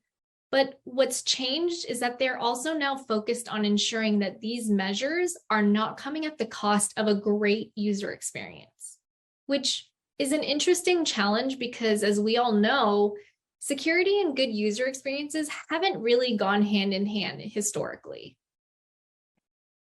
And IT teams have a huge influence in employee satisfaction. Okta ran a Gartner Pulse survey earlier this year and asked what would make a better employee experience. The top 4 results are listed here. The first, no surprise to any of us, fewer meetings. But what was really interesting was that the other results were all things driven by IT teams.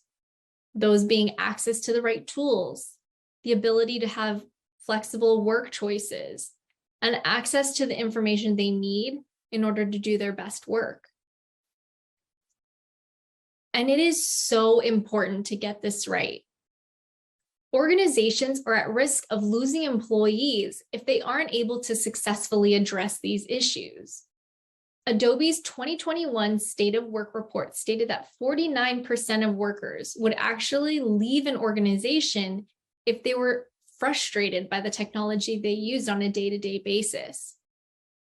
And this extends to customers should they lose their trust in an organization's ability to deliver on security. In Okta's 2021 State of Digital Trust report, 47% of survey respondents said that they would actually stop using an organization's services after a breach or a report of data misuse.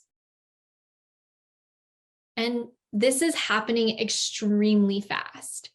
The amount of innovation that once used to take a little over 7 years is now condensed into around 18 months. Imagine that, 7 years worth of work done in 18 months.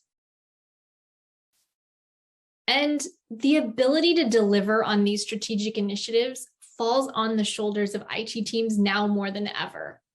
Keep in mind, focusing on efficiency, security, and the employee experience are not necessarily new responsibility, but what's changed is the expectation. The expectation to deliver on things has grown along with their scope due to those macroeconomic factors and as technology has become more fragmented. And we'll speak a little bit more about that in a bit. But I want to focus on the fact that this new scope expands IT teams' responsibilities around efficiency to focus on business agility, delivering and enabling innovation, and ensuring and planning for operational resilience. Again, all of this is being done while doing more with less because of things like budget constraints or skills shortages. And we've talked about how security can't be seen as impacting the employee experience, but it also can't be a business inhibitor or get in the way of business agility. And IT now owns the whole employee experience from their first day to their last. And that means they need to deliver on means to retain employees, drive positive engagement, and provide a positive and seamless experience. And identity is not often seen as the solution to this problem. But identity, when addressed with the right solution, can be the connective tissue that bridges people with technology in order to address new IT strategic initiatives. A workforce identity solution both protects and enables everyone to do their best work from their first day to their last. Now, We've touched on the acceleration of innovation and digital transformation, and I promised we would talk more about technology fragmentation. So, what I mean by that is digital transformation has driven the adoption of hundreds of cloud products that are not connected. In other words, they're fragmented. And as a result, technology fragmentation is driving identity fragmentation. And again, identity can be that one consistent layer across all of these technologies that can and should be integrated. But the traditional approach to identity actually exacerbates the technology fragmentation problem. It's a vicious cycle that just adds more challenges to IT teams. Each new application, cloud deployment, or on-premise app requires its own identity. And each identity requires IT to manually integrate everything together, which is expensive, time-consuming, difficult to maintain, error-prone, and introduces risk. Not to mention, the more silos you have, the harder it is to monitor, manage, and implement security controls across your entire system. And today, we see a lot of organizations resorting to manual processes like onboarding and offboarding of users and provisioning apps with custom access and security policies.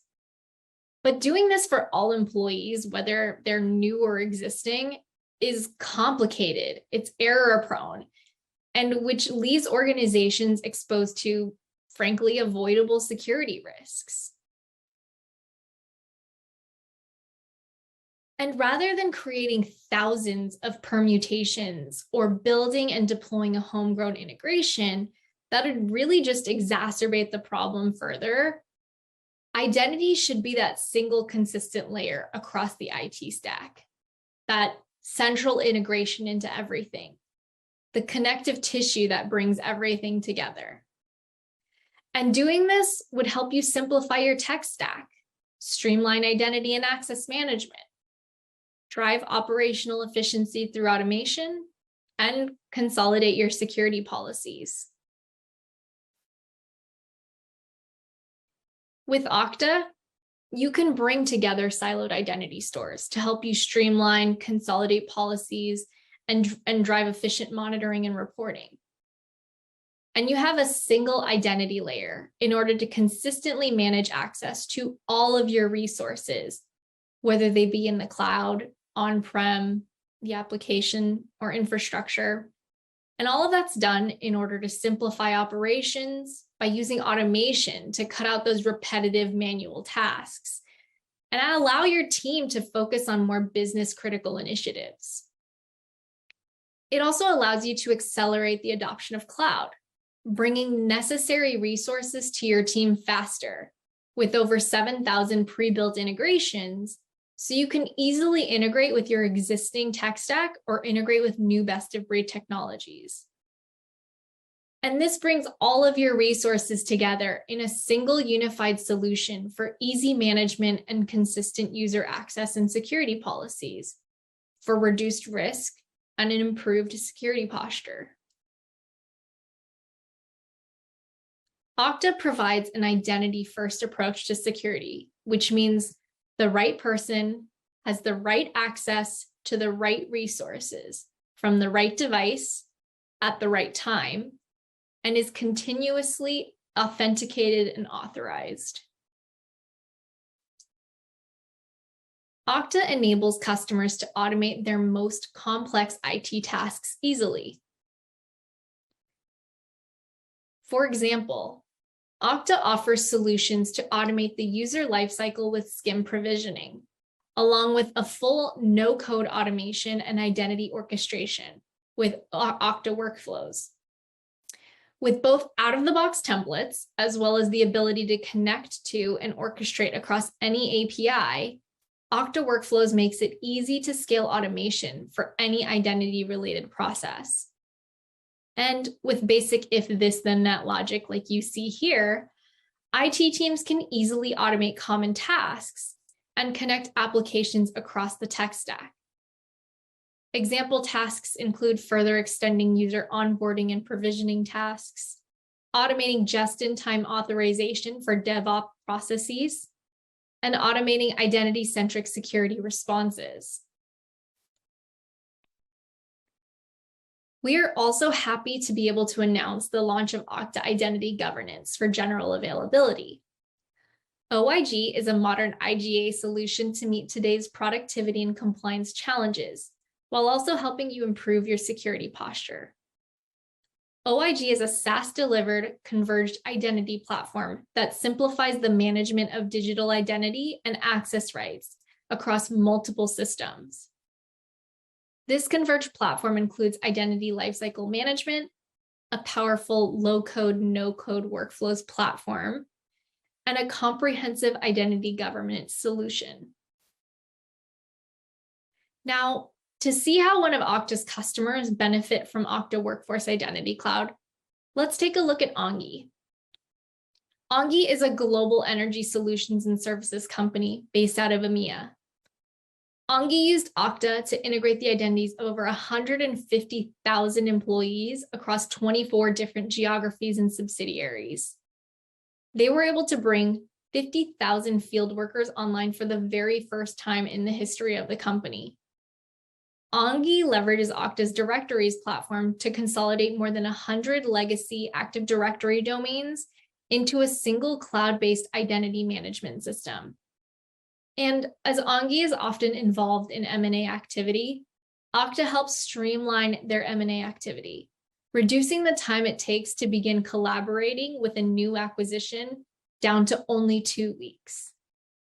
And Okta reduced the time it takes for Ongi to adopt new cloud applications by an average of 7 days. Thank you so much for joining our session today. If you have any questions, please visit okta.com and fill out the form to contact us, and have a great rest of your day.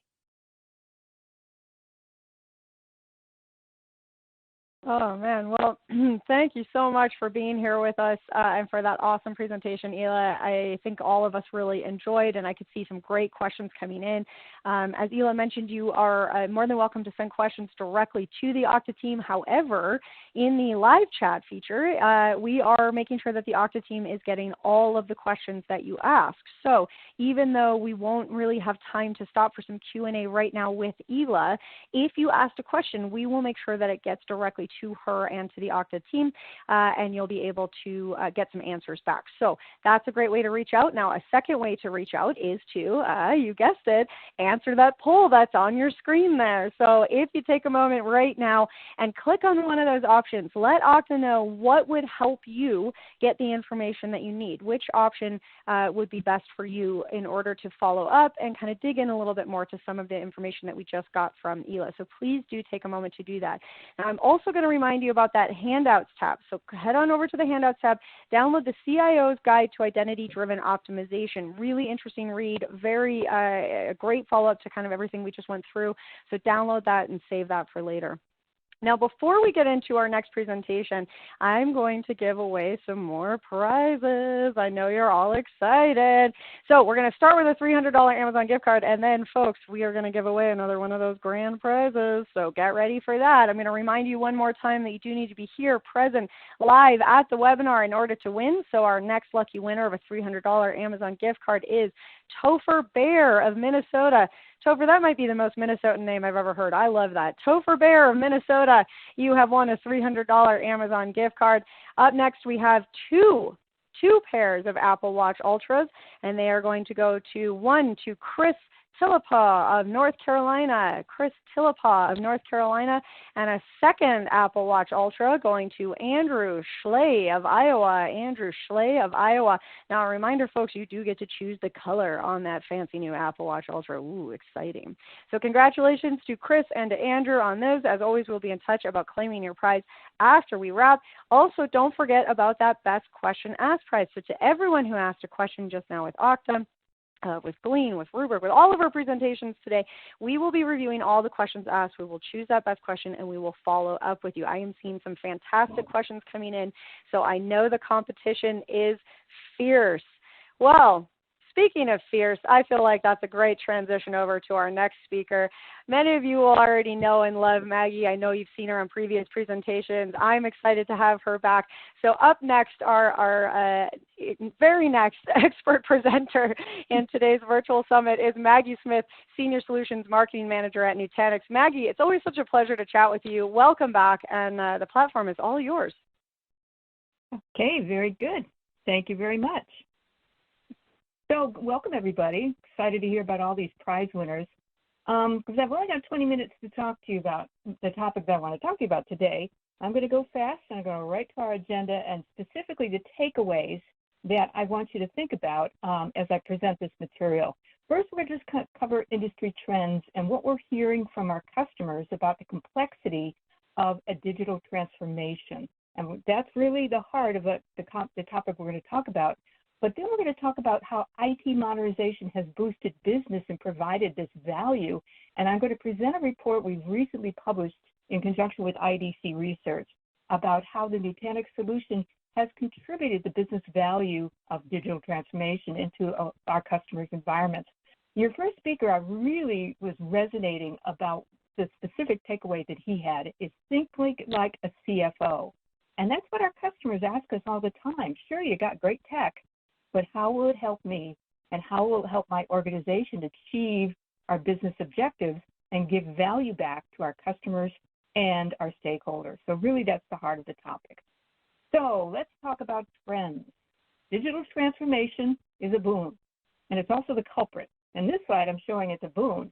And this is an interesting projection from IDC, again, our partner here, from their Futurescape report.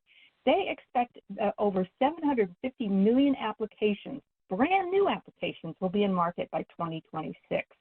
And this was representative of more than the past 40 years of computing. I mean, I'm right now in the middle of remodeling my kitchen.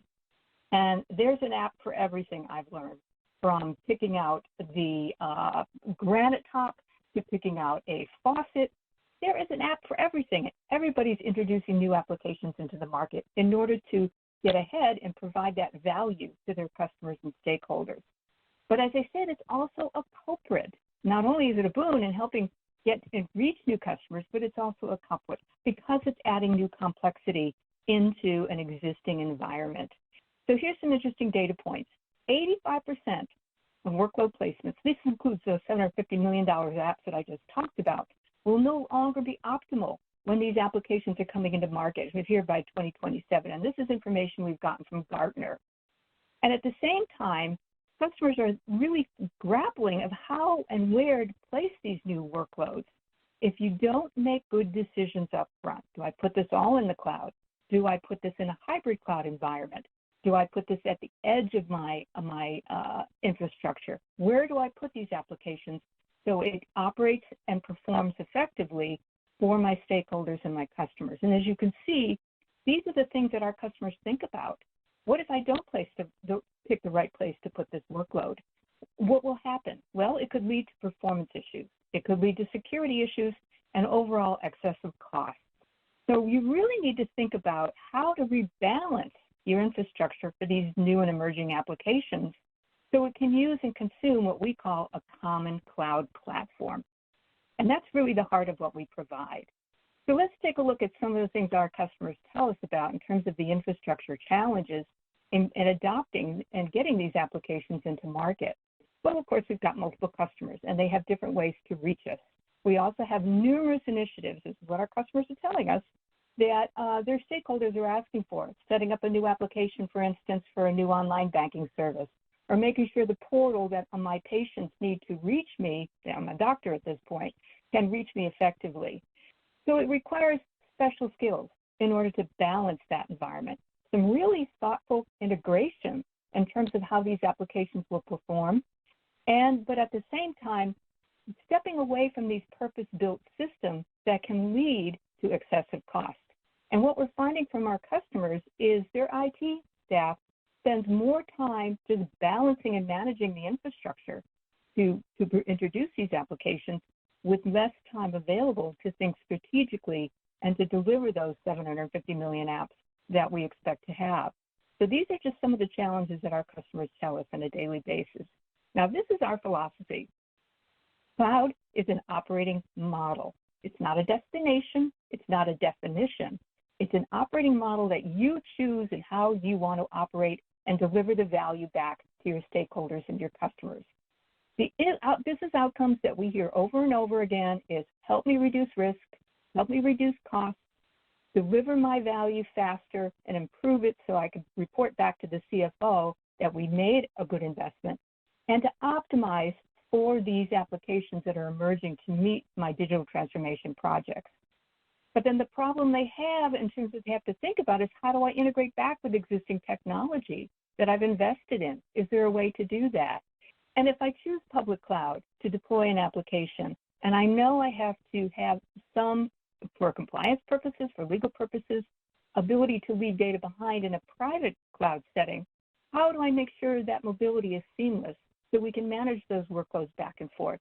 And then, of course, I really resonated over the turbonomics guys.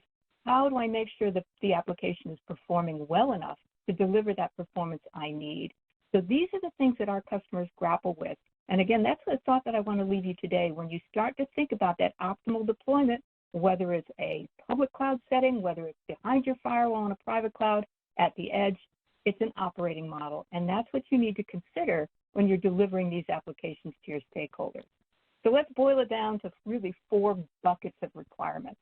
What you want to think about is how to deploy an infrastructure that is resilient, that's secure, that can manage all the outcomes you need and continue to deliver to your business community. You also need to have agility and flexibility. So in the event you want to add more applications into your solution base, so your customers and stakeholders, the infrastructure you choose today can handle it. And again, that consistent performance. You want to have someone logging in at 9 o'clock and getting instant delivery, then logging in back in at 3 o'clock to the application and watching that time clock twirl. You want to have consistency in the performance that you deliver to your customers and your stakeholders within these apps. And of course, just keep it simple. That's really the KISS principle really works well. So these are the digital transformation requirements that our customers tell us and that we meet on a daily basis. And we do that by delivering a common software platform and one operating model for all your applications, regardless of where they're deployed. And as I've said, think about cloud as an operating model. And how to do that is perhaps to think about a software-defined structure that delivers the agility and flexibility you need. We've recently announced an expansion to our cloud-based model product line. We've been supporting the AWS cloud for about 3 years now, and we've just launched Azure support for the Microsoft community. So we're really excited of what we offer our customers. But again, it extends, you can think about that earlier slide, from edge to core to cloud. We deliver, and we don't expect you to have to make a choice in terms of how you want to operate. We define a software-defined process to help you make that happen. And I should mention the fact that we also work with a number of service providers, if that's the right model for you, that can help you deploy these applications and manage it for you. So these are just some of the infrastructure and the ecosystem we supply and provide our customers. So this is at the heart of the conversation I really wanted to have you today. And leading up to this, as I said, we partnered with IDC this year. We produced a new report on business value and how we deliver this business value to our customers. This was published just last month, and I've got a QR code here on the screen. I'm going to linger a little bit if you want to grab your phone and take a snapshot, because this will take you right to the report. And we're also going to give you some material in our downloads to give you a one-page view of what this report delivered and provided and reported about how our customers are getting that business value back from the Nutanix infrastructure. Now, we did have a report in 2020, and the good news is we continued this report and updated it with some really remarkable results that I'm going to share with you today. So just some background on it and some demographic background. This was based on customer interviews, actually a worldwide perspective in terms of the customers that were chosen to participate in this interview. And we talked to 8 customers. Kind of think of this as a mini focus group to really kind of zero in on the business value we provide. In terms of their demographics, as you can see, the average company had about 14,000 employees, actually almost 15,000. The number of virtual machines that they were running in the Nutanix environment was about 2,500. So that's quite a bit in terms of what we supply to our customers and what we can support. And the average number of nodes that we supplied to handle those workloads in that environment was about 141. So that's a pretty significant infrastructure for the customers. And of course, about the average number of applications, databases that they were running, because applications need data to run, was about 607. That's a lot of applications running within that common infrastructure. And again, it's a choice of how you want to deploy it, whether it's in the cloud, whether it's at edge, or in the core data center. We provide you that support. So the name of the report is The Business Value of Nutanix Cloud Platform, and you see the two industry analysts that ran this survey and reported back. So what did we learn from this report? Well, more and more customers are moving to hyper-converged-based solutions, primarily because of the ability to create that agile infrastructure that's flexible and can be repurposed and offer different types of capabilities to the enterprise, regardless of where they're deploying it. So 70% of these enterprises that we interviewed, and this is consistent with what we're seeing from the results our customers see, are moving off storage area networks. That goes back to that legacy solution that was becoming inflexible and siloed, and moving into a software-defined infrastructure such as what Nutanix provides that helps them be flexible, agile, and again, a reliable infrastructure to meet those application needs. But this is also interesting. Half of the customers that we interviewed, 56% of these enterprises, are running what we call mission-critical workloads on our infrastructure. But what's a mission-critical workload? Well, the way I define it is if you get a call at 3 o'clock in the morning because that workload's not running, that's mission-critical. It needs to be running 24/7 in order to have access from your customers and your stakeholders. And so these are critical applications that our customers are running and depend on to run their business. And so this is what we learned from the IDC report. A couple other things we found, that the surveyed customers realized significant value from this offer, with about an annual average benefits per organization of $5.9 million. Now that goes right back to the bottom line. And this is a TCO over a 5-year period. Talk about thinking like a CFO. Any CFO that sees these numbers would be very happy to consider a proposal that you might have in terms of retrofitting your infrastructure. And what we also learned is that we're providing this agile service to our customers. It's cost effective, it's a performing platform, and it allows our customers to streamline the IT management. This is where they get the cost savings back and report back to the CFO. Is the idea behind the fact that we are streamlining the management of this infrastructure so effectively that they report that back to their bottom line. We're also finding that we're improving the productivity of the IT staff. A lot less help tickets are going on that have to be responded to. And we also noticed and found that over 97% of the time, they've eliminated or diminished the downtime that they were often seeing with their legacy environment by moving to Nutanix. So this is another key data point that you can report back to the CFO. Downtime is almost gone and is really improved with our environment. So what happens by translating this agility? You deliver better application service, better application and faster deployment, a lot better improved business results by having these applications in market faster, and that again delivers back to the bottom line, and a lot higher end user productivity. So when they use these applications, they're not waiting for it to respond, to look up in the database, to find the information they need. It's instantaneous, and they become more productive in their everyday use, but getting access to the data that they need. And then, of course, minimizing the effective unplanned downtime. And this is the point that I was making earlier. With the Nutanix infrastructure, 97% of the time, or the downtime had almost gone away. So this is something to think about and read about in the report. And again, here's a link to the IDC white paper. Hope you had a chance to take a snap of the QR code. We'll also give you that at the end as well. So here's some final results of what we learned. Very interesting thing. And again, thinking like a CFO, this is a slide that you can present to the CFO in talking about why the need to transform your infrastructure in order to better support applications that are out now and applications that you plan to introduce over the next several years. Reduction of the total cost of operations. 43% of a reduction that our customers realized from this report, and they reported back into to the IDC report. That's a significant number, and again, goes right back to the bottom line. A 12-month payback. That's 1 year. That's great. And that's what a CFO wants to see. It's how fast will this start paying me back? And this is something also emerging in the whole area of carbon emissions, is the fact that many of our customers are starting to think about, and how can they reduce carbon emissions from their key data center? And this is something that we're able to also convey back to them. Here's the downtime, 97% less unplanned downtime with the Nutanix platform, and that's significant. So you're not getting that call at 3 o'clock in the morning in order to figure out why the application isn't running or the database isn't responding. Is the fact that the system is so resilient, the unplanned downtime almost goes away. You can see the efficiency gains that the IT management staff has provided 53% more efficient IT staff, so they can start thinking about and delivering newer applications and working with their DevOps team to make that happen.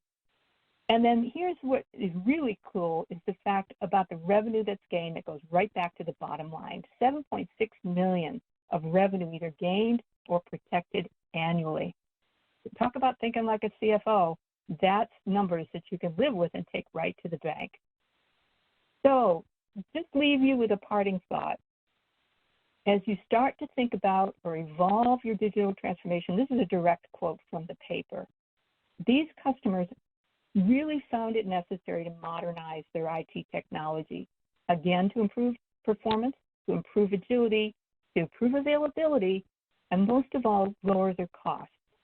And so what they found to this survey, as well as repeated research into their own install base, IDC has found that customers that move to a software-defined structure provide a lot more flexibility to support a wide variety of application services, be they bare metal in the cloud, be they virtualized, or in a container-based environment. Again, it goes back to choice.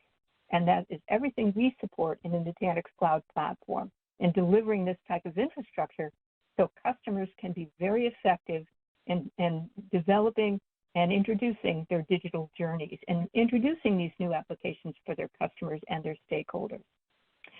So just in closing, I just wanted to show you that it's just not Nutanix that delivers this service. We're proud to have a solid ecosystem of partners, application partners, distribution partners, and a variety of services that we provide through this ecosystem, ranging from, of course, the databases we support, the data protection services we provide with various partners, different types of analysis tools that we supply and support on the Nutanix platform.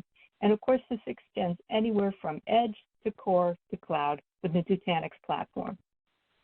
So a couple of things to leave you. It's not just the IDC report that we continue to see customer success. As you see, various customers have seen a lot of great services here, CarMax in the United States, the ASO College Group in the Asia region, and the UK Department of Work and Pensions have all realized significant gains when deploying their workloads and applications on the Nutanix infrastructure. So I'd encourage you to go see it for yourself. We have a fun little tool called Test Drive, and you can access that by visiting nutanix.com/OnePlatform. As part of the downloads available today, you're going to get a one-page infographic that summarizes the IDC report, and there is a link to the actual report. It's a great read. It'll take about 10 minutes. Grab yourself a cup of coffee or a cup of tea and read what our customers have been able to get out of the Nutanix platform by delivering the value back to their stakeholders and back to their customers. And with that, Jess, I think we've got time for questions, right? I talked fast. No, you did great, Maggie. We've definitely got time for questions. Thank you so much. What a really interesting presentation. I love that. And you know, Maggie, I have to say you have a great blend of technical and storytelling, which is really wonderful. So thank you for that. And I know that we've got a lot of great questions coming in from our audience, so I do want to get to those. I'm just leaving this link up for one more second because I want to give you a chance to click on that. I'm going to move over to the poll, so if you're running back from grabbing a cup of coffee, click on that link really quickly there. Okay, perfect. You know what else I'll do, Jess? Let me go back to the QR code. Sure. There we are. Yeah. Oh, even better. There we go. Yeah. That's a great resource. Yeah. So there you go. Pull your Yeah. phones up, grab that QR code. We'll leave that up for just a second here, and then we'll switch it on over to the poll. While you're kind of getting that QR code going, Maggie, can you give us, because you mentioned the IDC report survey, could you give us any additional kind of demographics and information on who participated in that? Yeah, sure. As I said, it was a global event. We had 8 customers participating, and that's IDC's choosing. They say, pick your best. Pick your best, pick your worst, whatever. Have them give us an honest review. We like to keep it kind of the size of a focus group because we had a lot of interested parties to participate. And I have to say, they're an anonymous report, so we don't know who they were. We don't know who they were, but we do know that 4 were from the United States, and the remainder came from Australia, Brazil, South Africa, UK, and the job titles mainly include IT practitioner and leaders. So a lot of these demographics, that I think they spent a whole page on the demographics of the report. And again, completely anonymous. That's one of the things we did offer our customers. You don't have to say who you are. We didn't know who they were either. We just gave them about, I think it was 25 or 30 customers to choose from, and they went with the 8 that they had. That's great. So yeah, lots of good information in there for folks out there. Definitely worth, if you haven't already clicked on that or opened the QR code. Boy, I tell you, Maggie, I'm having trouble with the thinky bits in my brain today, so we're struggling. But yes, scan that QR code and make sure to grab that report. I'm going to move us over to the poll now. So I put that up. And what we're wondering here is, what additional information would you like about the Nutanix solution? So you just heard some great information from Maggie. We're going to jump into some Q&A in just a moment here. But do take a moment now and click on this poll. Let Nutanix know what information they can send you. Again, this is effectively clicking the easy button. What you're doing is saying, hey, look, there's always more to learn. I need a little bit more information. Maybe, again, we keep talking about this, making the argument to our leaders. How do we make the business case for these solutions? So make your life easier. Grab these data sheets, the white papers, get some case studies, do the demos, click on these polls, and then you don't even have to do anything. Nutanix is going to reach out and say, here's what you asked for. Here's your link. Here's your demo. Here's your white paper. So make future you happy and click on the poll now. All right. Well, Maggie, with all that ado there, I think it's time to jump into some questions. You ready? Yeah, I'm ready. Let's do it. Okay. I want to start with this one here from Chris, because he's wondering about the resources that a company might need to manage Nutanix. Can you give us an idea? And I'm wondering, Maggie, if you can also tag on there, what kind of support in terms of training for a company to get started, and maybe what they can expect in terms of the time to get rolling? Well, let me answer the latter first, because on Nutanix.com, we've got a couple of different resources. We've got a whole tech support area that you can download performance reports, recommended configuration guides, but we also have Nutanix University. And if you join what we call our X-Tribe customers, you participate in some surveys that we throw out there and so forth, you can actually get points to use for Nutanix courses. So we've got a range of things from self-taught to participating in university.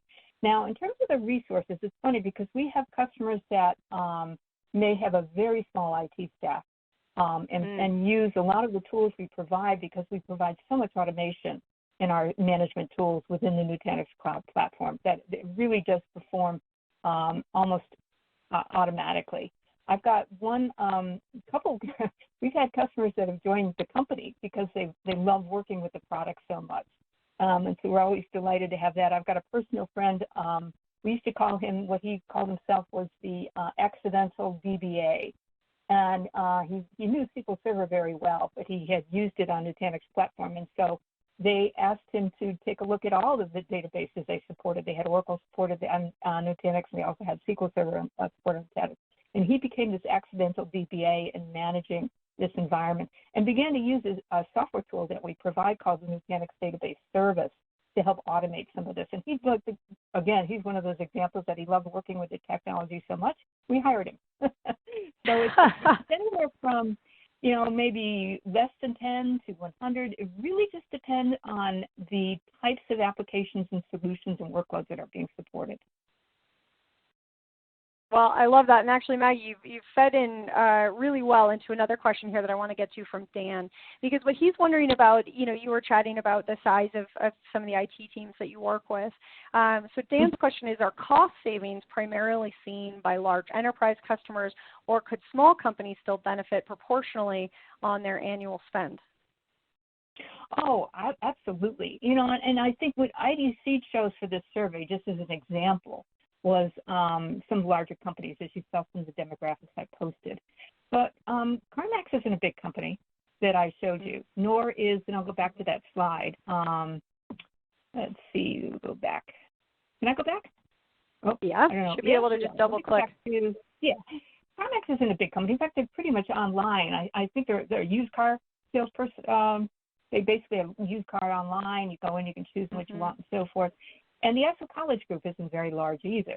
And so this is, again, we've got so much automation built into the management tools that this is some of the benefits that our customers have seen in using our management solutions and with the automation tools and our continued support of actually artificial intelligence. The system learns from itself and starts to make some suggestions. And this is something we're actually doing a lot of investment in to make that management solution even more automated. So, we have a range of customers from healthcare solutions. We've got hospitals, we have doctor practices, we have veterinary practices that use Nutanix to run their business. And then we have large retailers, we have large financial services. So we've got a range of customers. And so, Dan, I think I answered your question. Absolutely. And what I would encourage you to do is just go to some of our customer stories on Nutanix.com, because that's one of the things we always ask them. How did this help save money? How did this help you in terms of your business practice? So that's a great place to see that. I love that. Yeah, that's really important. And it sounds like there's a lot. You've mentioned that there's a lot of options available. Now, one of our audience members noticed that Nutanix supports both Azure and AWS hyperscalers, and they're wondering if you can dig in a little bit further on how that would work. Sure. And again, we just recently announced the Azure support for the Nutanix Cloud Platform. So it basically says you can use your supported hypervisors as long as, of course, you're running Nutanix Cloud Platform within the hyperscalers, whatever you choose to use. And so whether it's Hyper-V or whether it's the AWS hyperscaler or whether it's VMware, some of the hyperscalers that they provide. So the tool that you need to have to extend the Nutanix Cloud Platform into the cloud is something called Nutanix Cloud Computing. And a lot more information is available on that on Nutanix.com. We didn't get into it today and how that works. I've actually got an up-and-coming webinar. We're going to be talking about that soon and how you extend that capability. But I think the advantage of that is the fact that you choose the operating model that you want. And more of our customers are preferring that hybrid model because they do need to have some customer data behind a firewall, but still offer a virtualized environment in order to get access to the workloads that they want to, and applications that they want to give to their stakeholders and customers. And some customers do move into the public cloud and use Nutanix Cloud Platform to extend into that public cloud and continue using the private cloud through one operating model and one streamlined management solution. So the management solution using Nutanix Cloud Computing will recognize what you're running in the workload in these hyperscalers and give you that single management view. Love that. Okay, well, I was just about to move our screen back over to the poll, but I'm going to ask you one more question, Maggie, and I think that what's up on the screen now might help answer that. So for somebody out there that has, completely fallen in love with Nutanix, they're head over heels and ready to jump in, or they're just really excited to learn a little bit more, what do they do? What is their first step? Well, definitely visit Nutanix.com. I mean, we've got a number of different material that you can download to read at your leisure. I would download the IDC report. I mean, that's a third-party report that talks about our business value. That might be your first step. Then try the test drive that I have here, so you can see how the system operates. You can see the system management tool through Prism and Prism Pro. You can see all of the things that we provide. We have test drives for the products that I mentioned, Nutanix Database Service, where you can see how you can improve the database management and automate some of the database management things that you have to do on a daily basis, like patching and cloning and that type of thing. So these are all available through the test drive. And through one platform, you've got a choice of different software solutions that you can trial. and take a test drive. And then give us a call. If we'd like to have a salesperson come in and talk to you or just have a one-on-one conversation over the phone, we can definitely put you in touch with one of our partners or one of our salespeople who would be happy to talk about any future projects we have and how we can help. That's awesome. Maggie, I want to let you know I'm seeing just a ton of thank yous and high fives and appreciation from the audience. Eric, Ryan, Justin, Chris, Igor, Nelson, thank you guys so much for chiming in. It's really nice to see that it's resonating with you. So Maggie, big kudos to you from our audience out there today. And thank you so much for being here with us. Well, thank you for having me, Jess. It was a pleasure. Thanks all. And happy Thanksgiving for those who celebrate.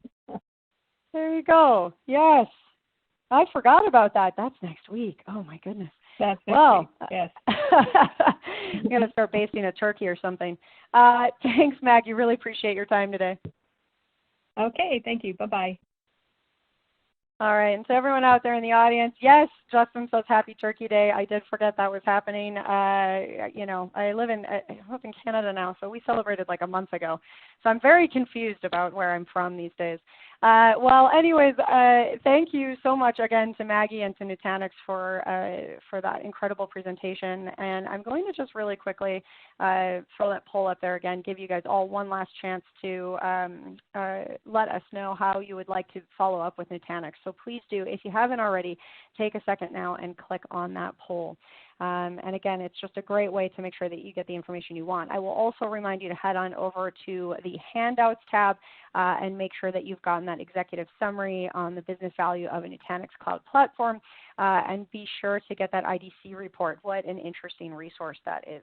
Well, again, a big thank you to Maggie and to everyone out there who asked some questions, clicked on a poll, or sent in a high five. Like I said, that energy, that engagement from all of you really makes our day here. And speaking of making our day, I'm going to make somebody's day out there. So if you are here present at the webinar, you are entered to win. We're going to do a $300 Amazon gift card. And our next lucky winner is John Lee of Massachusetts. John Lee of Massachusetts, you have won a $300 Amazon gift card. We will follow up with you after we wrap. And I want to remind you that there are still more chances to win. We've got some more grand prizes to give away. We've got the best question card from each session. So lots of prizes coming your way down the line.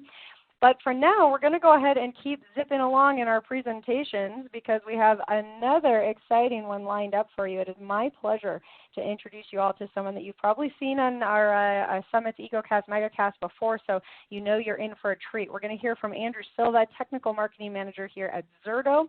Andrew, thank you so much for being here with us today. I am excited to hear from you and the Zerto team as always, so I will hand the mic right on over to you. Hi, thank you for your time today. My name's Andrew Silva. I'm one of the technical marketing managers here with Zerto, and I'd like to take the next few minutes to walk you through how Zerto can help protect and recover business operations in various ransomware scenarios.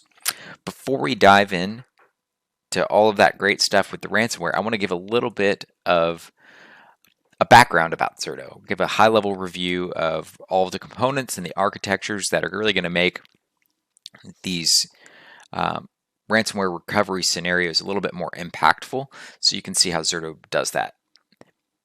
Once we go through that review, we'll go through ransomware recovery, the disaster landscape, and then we'll end on those recovery scenarios. So let's go ahead and dive in.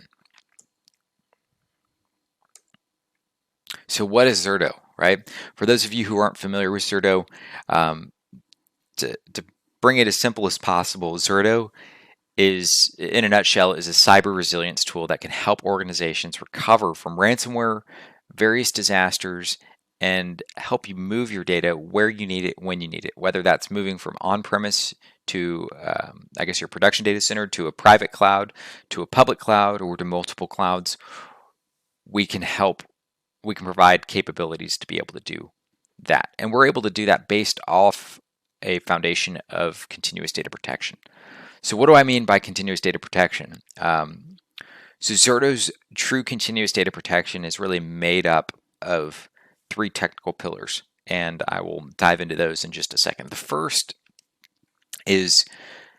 pillar is our near synchronous replication. So whenever I talk about continuous data protection, this is a core building block. It's the block level replication, and we're able to deliver near synchronous replication, which is really the best of both synchronous and asynchronous replication approaches. We're able to give you near zero RPOs, and we're also able to do this without having any performance impact on your environment. We're a software only solution that is totally independent from underlying hardware. And this is why Zerto works so well across different hypervisors, clouds, and platforms. You have the choice to do what's best for your business, while Zerto effortlessly works in the background without impacting your production. And remember, I want to hit on this again. Zerto works in the background, completely hands-off. So no fiddling with backup windows, tweaking schedules, managing snapshots, or having to deploy and manage a bunch of agents. You simply set it up, replicate it, it stays on, and it keeps you always protected. The next technical pillar I want to dive into is our granular point-in-time recovery with the Zerto journal. So part of what makes CDP so powerful is our unique journaling capabilities, right? Just being able to capture a write or an IO doesn't necessarily mean you have CDP. It has to be paired with the right technologies. And this technology in Zerto, or I guess one of the technologies in Zerto's case, is our extremely efficient journal. So the Zerto journal tracks every change made to your virtualized environment, your VMs, and it logs it as checkpoints every 5 to 10 seconds, whether you have just a small number of virtual machines or thousands of virtual machines. We can do this at pretty much any scale. Zerto's journal can store the change data for as little as 1 hour up to 30 days. And when you compare that with the 5 to 10 second checkpoints, it really offers unmatched granularity when it comes to recovery. So whenever you need to leverage, whenever you have a scenario that you have to recover, you simply rewind to an old checkpoint and easily recover to that exact point in time. As you see here, if we have a disaster event, you get infected with ransomware, 10 a.m., we're able to roll back to 9:59 and 59 seconds and completely resume operations to a state prior to that infection extremely quickly. The last technical pillar I want to dive into is our application-centric recovery, right? We know today's modern applications are made up of multiple components, right? Typically, it's you have multiple servers and services that make up and deliver an application. So we definitely want to account with that. So with Zerto, we have the ability, when we create recovery points, we're able to define what we want in groups. We want to define how we recover in what we call virtual protection groups. So we're able to take all of these components that make up this single entity, and whenever we're creating recover points, all of these VMs are going to share the exact same checkpoint with a write order fidelity across all of them. So when the application's recovered, every VM that makes up the application spins up from that same cross VM recovery point. So you could have a web server with a database on another VM, plus a load balancer, logging server. All of these things come up in the boot order of your choice without any extra work on your part. And this really allows you to protect and recover complex multi-VM applications as a single unit to the exact same point in time. And this saves a ton of resources when you're trying to reduce the amount of dedicated time to recovery. So let's go ahead and dive into some of the architectural components. There's a few pieces I want to go into that'll align very closely with our recovery scenarios. So first, let's get an understanding of the components, right? So like I mentioned before, we're software only, scale out architecture. So this is really how the scale out architecture looks from an on-premise perspective, right? We have our Zerto Virtual Manager. This is the management component. So this is what's looking at all the inventory of your virtualized environment. It's a one-to-one relation with your vCenter or SCCM, and it installs in minutes. The second component is our virtual replication appliance. Again, scale out architecture. You have a VRA per host. It's an extremely low footprint, low overhead, and you can think of it as a data mover, right? So it's really moving the data, it's replicating the data, and that is really the core function of that VRA.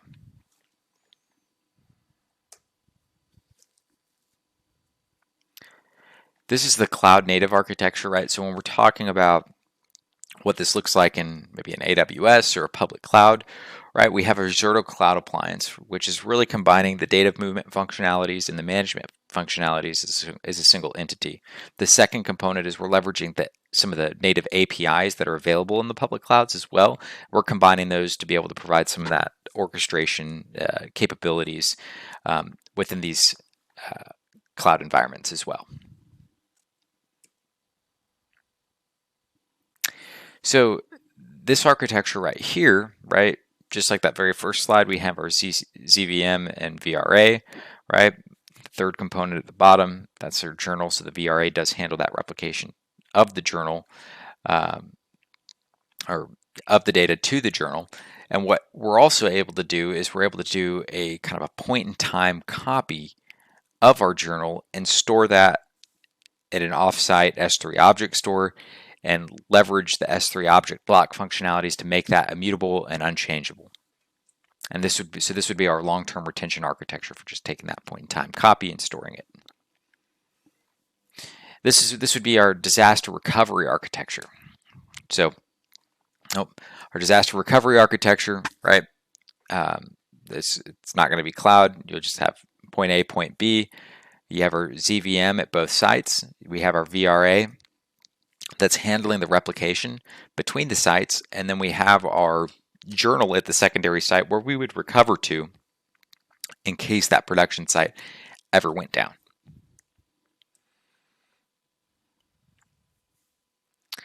And this is combining that long-term retention component with our kind of DR architecture as well.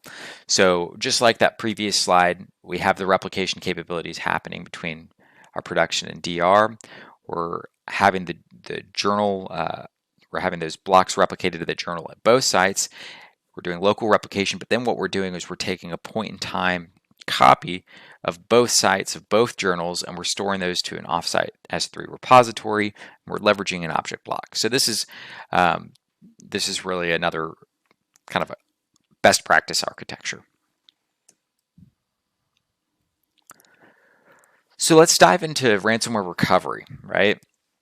We're really going to be building off of these those architectural components we just saw. So where does data protection come in to play when we're talking about security and ransomware, right? Data protection actually is a very big component, right? It's not just an operational thing, it's an organizational thing when we're trying to align, when organizations are trying to align to specific security standards or controls, right? So whenever we look at kind of the NIST cybersecurity framework, this is where we fit, right? We're not identifying, we're not protecting, we're giving you a means to recover in case it is almost like a lifeline if and when some of these other controls potentially fail, right? And that's why you have a layered set of security controls that are implemented, because it gives you that really robust security posture. And this is where we fit in that framework, right? So whenever we're talking about remediate and root cause, in some of these scenarios that we're going to go through, we're going to talk about some of the on-demand sandboxing capabilities that Zerto can deliver. Let's just say we have an event, right? We need to be able to, the organization needs to be able to respond and identify root cause analysis and do some of those things. So if we have the ability to bring that environment back states before an incident and provide that to our forensics teams, they can do their job quicker and more effectively to determine root cause and to help fully cleanse and remediate that issue. And then at that point, Zerto is able to recover and push that cleansed environment, or a environment that we know has been validated by our security team that's in a good state, and we're able to recover to those points in time. So that is the scope of which Zerto is operating, right, within this framework. So lots of controls, lots of pieces. We're a portion of that. So this first scenario, right, it's a very common scenario that you hear when dealing with ransomware, right? Encrypted files, right? So like a SMB share that's living as a VM gets compromised. So now we're not able to access the share. It's just this is a Windows file server in a virtualized environment, got impacted. So as you see here, right, we have the VRAs, we're doing local replication, we're doing a long-term retention copy of our VM, so we're taking a point in time of that journal. And these are just all best kind of standard practices that we would recommend doing, right? And so let's say, okay, we have an event where we have an encryption on one of the VMs. It's one of our SMB shares. It's Windows servers that got encrypted. So what we're actually able to do is we're able to leverage Zerto's on-demand file level recovery option. So we're able to go back to the journal seconds before this encryption event happened, and we can recover those individual files just by simply searching, or we can recover the entire VM just depending on what the organization decides to do. We can give you both of those we can give you all that flexibility. So like I said, we're going to be recovering those individual files or that VM back to that state seconds before the attack, and we're able to get on with our day. We now have we've given access back to those files. Not to say that there's not any other operational security operational things that need to happen within the organization. I'm just saying we're able to bring those, we're able to recover seconds back prior to that impact. This next scenario I want to go to is VMs that form an application get encrypted. So let's just say we have multiple, let's just say an application was compromised, and we know that the application consists of multiple VMs and services, and we're not able to access any of those, right? So the scope is very specific on an application gets encrypted. So very similar architecture to what we just saw. We have our ZVM, we have our VRA, we're having our long-term retention immutable copies that we're taking. The journal's doing what it needs to, but instead of just having a single VM that is just files, we now have multiple VMs that get encrypted, and these VMs are making up a specific application. So what do we do in this case, right? We're able to very similar recovery process as we saw in the last slide, except in this slide, what I'm going to be showing is we're not going to be doing the file level recovery. We're just going to be restoring kind of an application group, right? So we're going to be able to, we're restoring from one of our virtual protection groups that I mentioned earlier that has all of our individual VM application components. So we're able to recover everything back to that same point in time with right order fidelity across those VM components. And now we've brought this environment back to a state seconds before that impactful event, and it's accessible for the organization to do what they need to do now. This third scenario, it's what if we lose an entire site? So all VMs get encrypted. So in this scenario, we're doing, this is not local replication, we're doing remote. So we have a production and DR site. So as you see here, we do have local replication happening, but then we also do have remote replication happening as well. So all of those changes are being, all of the data is being replicated to from production to the DR site. And as you saw in previous, we're doing those point-in-time long-term retention copies. It's just a best practice. Have your data in multiple locations. I know you've heard 3-2-1, but 3-2-1 is getting a little bit outdated. I would say have as many copies of your data as reasonable for the organization, and using that 3-2-1 rule is kind of like your very, very baseline. With Zerto, we can offer a whole lot more flexibility to have that be 5-3-2 whatever, right? That's the beauty of what we can deliver here. So back to this slide, right? We're handling that replication. We've done a long-term retention. We're having our journals being updated. Now we're locked out of production at this point in time. So this is the beauty of Zerto, is since we've been replicating all of this data, we have kind of built-in orchestration capabilities into our tool that allows us to fail over to this production site. Obviously, if we had an encryption event, yes, it could be that we're replicating, those changes over to that secondary site, so it could be impact, but we know the time that it wasn't impacted. We could roll back 5 minutes. We know that 5 minutes ago everything was good. So whenever we're going to fail over this operation, we're going to recover back from that journal to that point in time that we know that the environment was not impacted or down, right? And then we're able to bring this environment and provide that back to the organization for them to do their diligence and do the recovery efforts that they need to. So we're providing a tool for accessibility for the organization to make the decisions best for them.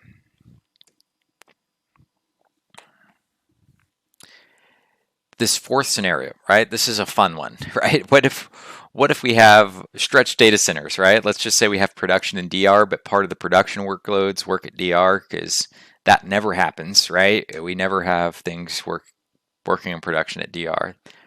That's, yeah. Just kidding. But in this scenario, what we have here is we have a tertiary site. So whenever I said we could do 3, 2, 1 and go beyond that, this is one of those use cases. I mean, we could start doing replicating to multiple sites, right? So this is really one of the one-to-many approaches that we can have. We can have a single production site. We can replicate to multiple target locations. In this case, we have a production site, and then we have a cloud site as well. So again, all of the best practices, always take a point-in-time copy, have your data as many spots as possible as it makes sense for your organization. But what happens when we lose prod and DR?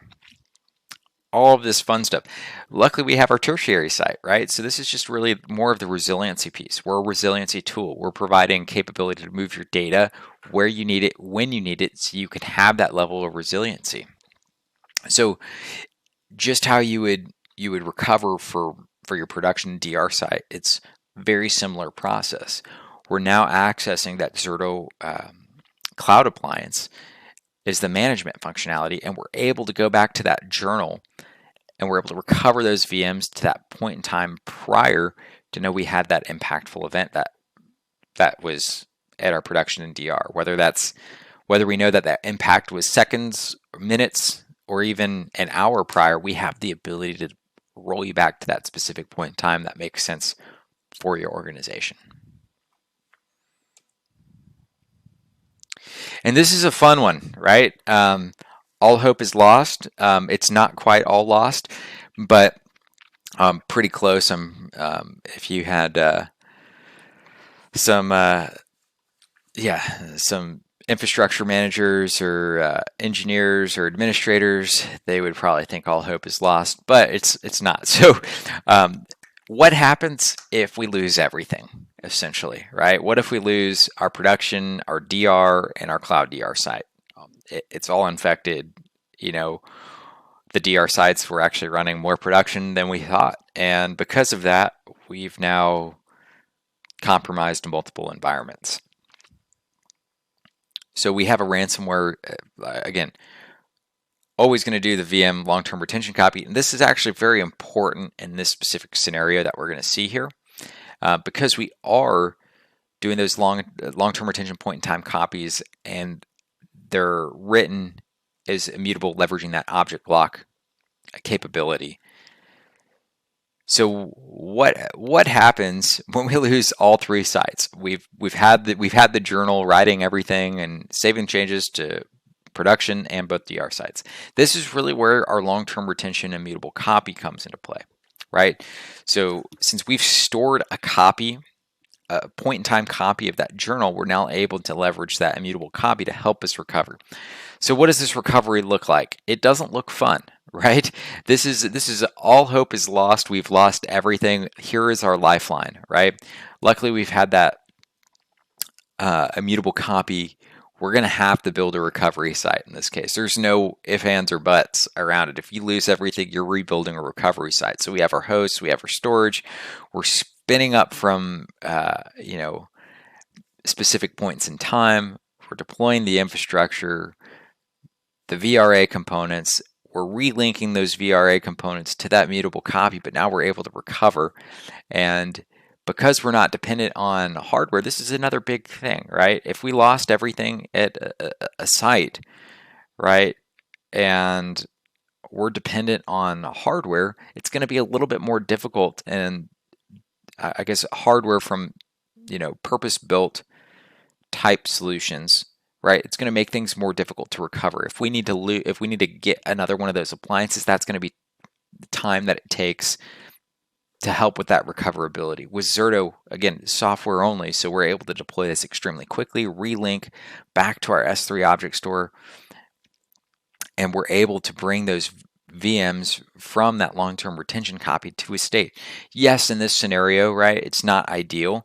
There's going to be data loss, but it's a lifeline, right? And that's the importance of why you want to have as many copies of your data in as many places as it's reasonable for the organization to be able to recover from situations like this. And so this was the last one. This is the pain in the butt scenario, right? You're losing more data than you'd like, but you're able to recover, and we have a means to do it. And because we're software only, we're able to do this. We're agnostic to the underlying infrastructure. So if you're just piecemealing something together, deploy Zerto, we can bring it back online. So we can be extremely efficient when it comes to that as well.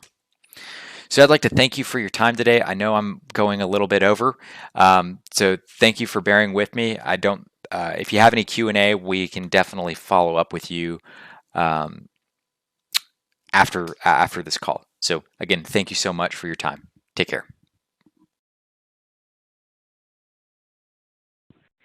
Oh, well, thank you, Andrew, for that wonderful presentation. As always, such a pleasure to hear from you and Zerto.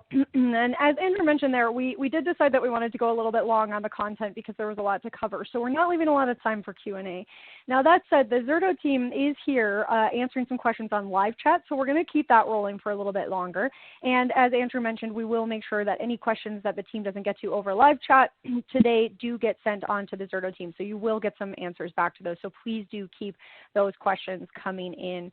And I have to say again, I'm loving seeing these the high fives and thanks Justin, I just saw yours coming in, and kudos to the speakers. It does make a difference because it lets us know what presentations are resonating, what solutions are resonating, and that's really exciting for us to see as well as for the presenters to know when something has struck a chord. So thank you for that, much appreciated, both the questions and the engagement from all of you out there. Now, I do want to point out that we do have the poll question up on the screen for you. So please do take a moment now and click on one of those options or several of those options. Let Zerto know how they can follow up with you, how they can help support you in your next steps, whatever those may be. So what information would be helpful to you, whether you're making a business case or just kind of doing some research and early days exploration there. I'm going to leave that up for just another moment here because we are going to give away another $300 Amazon gift card to one of the lucky winners here live at the webinar today. So let's go ahead and give that to, this is Mark Baker of California. Mark Baker of California, you have won a $300 Amazon gift card. Congratulations, and we will be in touch about claiming your prize after we wrap today. Now, I want to remind you all that there is still another grand prize giveaway, as well as another $300 Amazon gift card, as well as, boy, the list just keeps going. We've still got those best question cards from each one of the presentations, so keep those questions coming in. Even if we don't get to you in a live discussion, you are entered to win. And I'm going to remind you one more time to check out that handouts tab. If you guys haven't been checking the handout tab every time after we finish a presentation, please do head on over there. And in this case, you're going to be looking for the Zerto link. You can get that cyber attack survival kit from Zerto. I love that. Such a fun resource. Please do click on that, download that. You're going to learn how to rapidly recover from ransomware attacks, including what that actually means, what recovery actually means, how to avoid those things in the first place, some examples of recovery in real time, lots more. Definitely worth a read. So please do head on over and check that out. All right, well, we've done our handouts, we've done our poll, we have done our prize giveaway, and you know what that means, folks. It is time for another session. And would you believe it, this is already our last session of the summit. We are already here at our last session of the summit. So boy, this has been a great day, and we are definitely bringing it up and ending on a high note as well. I know that you are going to love this next presentation. We're going to be hearing from Dina Durutlik. She's the Senior Product Marketing Manager, D&R at Rapid7. Dina, thank you so much for being here to bring us on home. You're our grand finale today on the summit. I'm going to hand the mic right on over to you. Hi, everyone. Thank you for joining me today. My name is Dina Durutlik, and I'm a Senior Product Marketing Manager at Rapid7. In this session, I'm going to talk about the importance of scaling your security alongside your business. As organizations are continuously looking for new ways to enhance operations, transform processes, and reimagine customer experience, it's crucial to ensure that your security posture is keeping up with your growth. So let's dive in. The way we do business has fundamentally changed. What might have seemed like a marketing buzzword has been a disruptor for innovation across various industries and regions for arguably years. Digital transformation is not a one-time activity. The truth is, it's never really over. It's continuous, it's dynamic. There will always be an initiative to support digitalization. Whether it's a legacy modernization initiative, process improvement by way of introducing automation, movement to the cloud, or bridging the gap between physical and digital with the digital twin, most of these strategies and initiatives that we're contributing towards are a derivative of digital transformation. Businesses are increasingly uncovering opportunities for competitive advantages and growth as it pertains to digital transformation, and it's making the initiative that much more lucrative for many organizations. However, the promise of digital transformation isn't just enticing for companies. It opens up new opportunities for attackers and potential threats. According to a Putnam survey, 82% of respondents believe their organization experienced at least one data breach as a result of digital transformation. So 82% respondents believe at least one data breach have occurred as a result of digital transformation. That's pretty high. However, this isn't surprising, as many organizations have claimed that their security operations have become more difficult to manage over the years, especially recently. What it comes down to, and essentially what we hear from our customers, can be distilled in 4 key themes or pillars, if you will. First and foremost, shadow IT. As organizations are embracing digital transformation, employees outside of IT, so think of folks like finance, HR, marketing, are introducing applications into the environment unbeknownst to IT. Adding to that is the notion of citizen development. With platforms that provide technology around low-code, no-code development, citizen developers are empowered to create and deploy applications, sometimes without the proper security in place. Second, as teams continue to work remotely and other factors weigh in, the attack surface has sprawled exponentially. There's a lot more to monitor. There's a lot more to protect. Next, noise and complexity. As a result of these new applications and points of entry, organizations are generating a lot of data, and it's an overwhelming amount for security teams to monitor. It's consistent, it's noisy, and they don't have the time. And that's what leads us to the last pillar. To further strain organizations, the industry continues to face a widening skills and resource gap, putting teams at a greater disadvantage. A survey I recently read noted that 71% of SOC analysts reported that they were burnt out as a result of their jobs. And these folks are responsible for ensuring that the organization is protected. Regardless of the maturity of the organization, no team has enough time to do it all. And I can't emphasize that enough. These are already lean teams that have a lot on their plate and are juggling a lot in order to make sure that the organization is secure. These teams are forced to make trade-offs that sometimes end up giving attackers the leg up.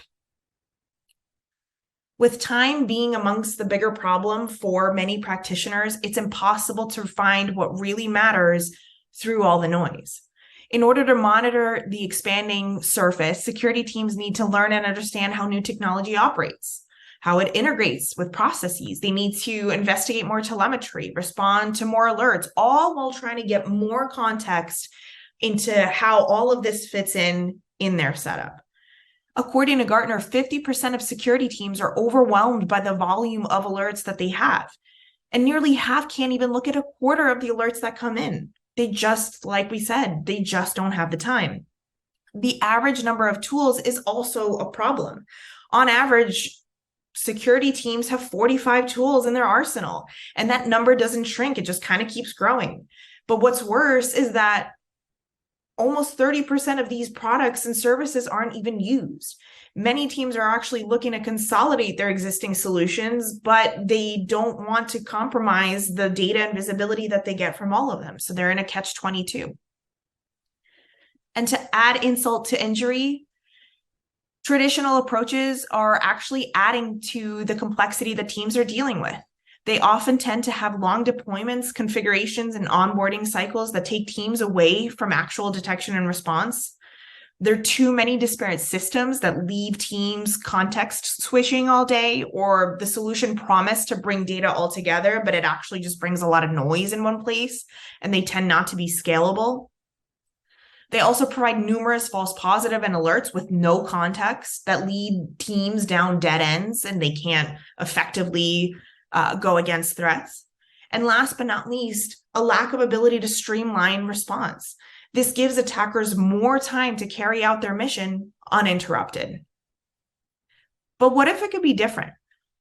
What if teams didn't have to manage so many tools, especially around detection and response? What if every member of the security team, from newest to tenured, was as effective as the strongest, most seasoned member?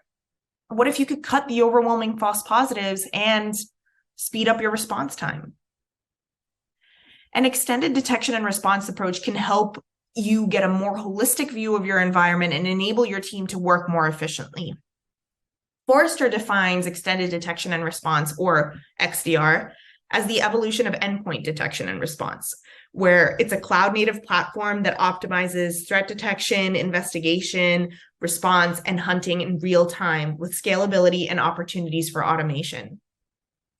Gartner, on the other hand, defines XDR as a detection and incident response tool that natively integrates multiple security products into one cohesive security operations system. Regardless of how you define it, a strong XDR solution unifies and transforms relevant security data from across your modern environment to tie together disparate data, detect real attacks early in the attack chain, and provide security teams with high context, actionable insights, and automation to eliminate threats fast. The purpose of a strong XDR solution is to really help close the gaps for these teams that need these resources. It aims to consolidate without compromise. It aims to drive efficiency and efficacy. It aims to support teams that are looking for help. How does it do that?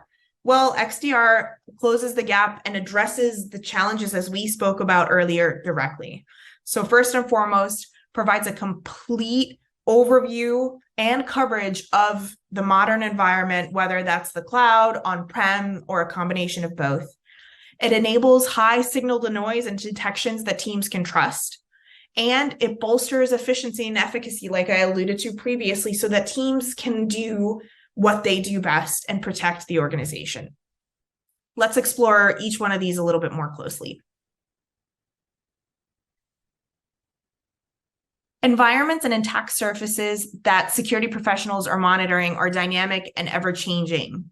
That's why we're here, right? We're talking about digital transformation. We're talking about these initiatives to improve business outcomes, to provide companies a competitive edge. But in order to protect the environment, to protect the organizations, these teams must have the scale, the agility, and the power to keep up, regardless of how their environment changes. They need to be just as fast as the dynamic organization is in terms of protecting against threats and attacks. XDR solutions provide detections content that teams need so they can have continuous visibility and coverage, and they can anticipate threats early in the attack chain. They are able to scale and analyze data much faster with an XDR solution so they can make data-driven decisions and ensure that they have complete visibility in their environment so they know the right steps that they need to take. As we discussed earlier, regardless of the size of your security team, they still don't have the bandwidth necessarily or the resources to sift through all the data that they need in order to be proactive against threats. So what I mean by that is a way to be proactive for any threat or attack is to understand it, understand how it moves, where it is, all that good stuff. And a way to do that is consuming external threat intelligence to better be prepared. However, we just had spoken about these teams not having the time, not even being able to sift through all the data that's being generated, let alone to proactively, look for other threat intelligence that's out there to prepare their internal posture. But this is super important to have so teams can know how to handle these threats and attacks, right? It's, again, another catch-22. They don't have the time to be proactive in researching external threat intelligence. However, they need it in order to know how to handle the threats and attacks that come their way. What the XDR solution does is provide insight and intelligence from these various sources, both internal and external, to give teams high fidelity detections and the insight that they need to go against threats effectively, right? So they need a high signal to noise so they know exactly what they're looking at and how to move forward. And lastly, threats don't wait until you're ready to be attacked. So your security needs to be operational and your solution needs to provide value immediately, right? So regardless of the solution, it needs to be operational quickly. It needs to provide immediate value.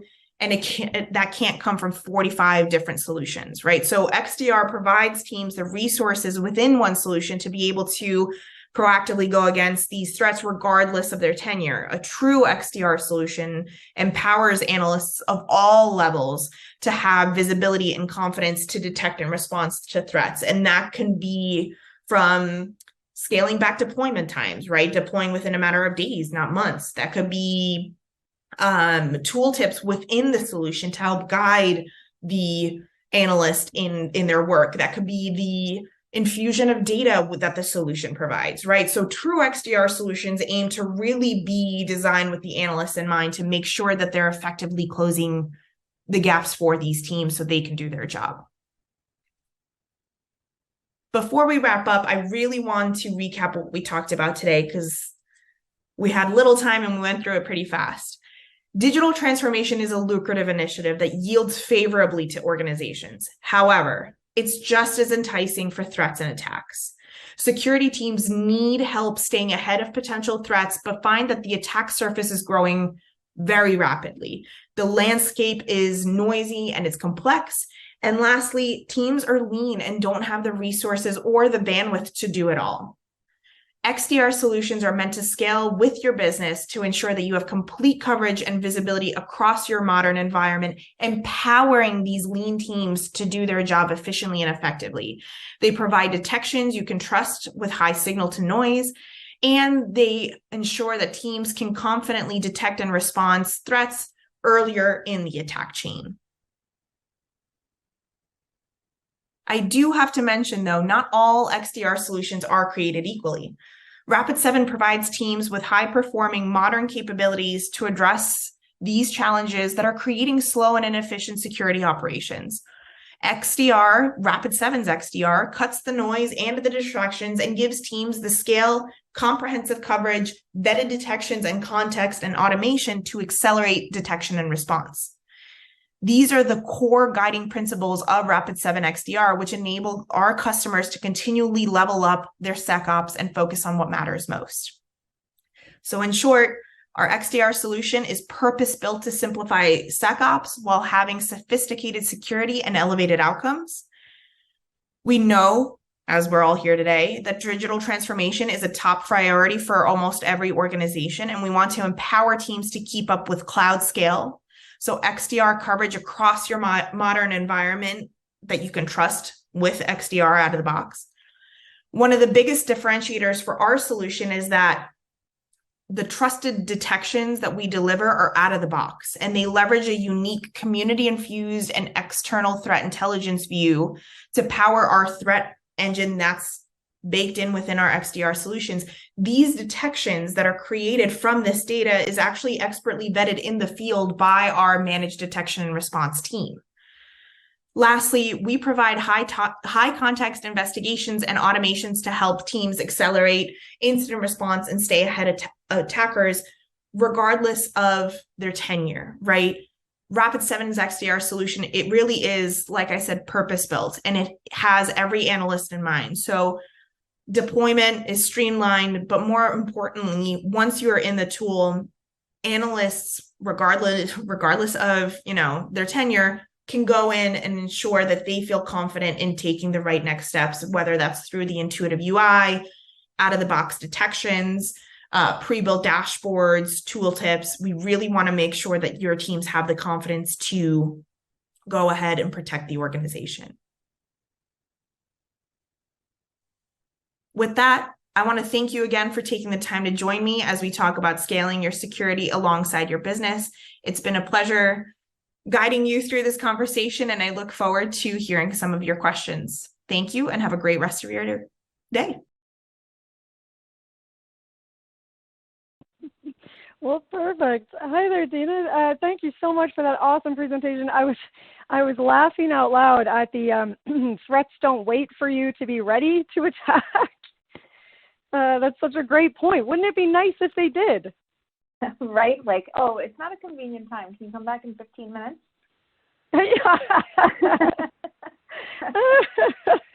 That's exactly it. We're just a little busy and you know what, that's we're laughing, but it's also, they know that. And, this is a time when people kind of tend to have one eye out the door on, we're already thinking about Thanksgiving break. We're thinking about Christmas. We're, thinking about Black Friday sales and all that stuff.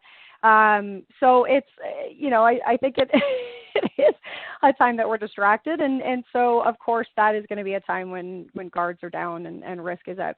And you actually mentioned that as well, just the amount of noise, that is available to us, from a professional standpoint, but that's even heightened when there's a lot of personal noise out there and life noise out there. So even more important for this kind of solution these days, hey?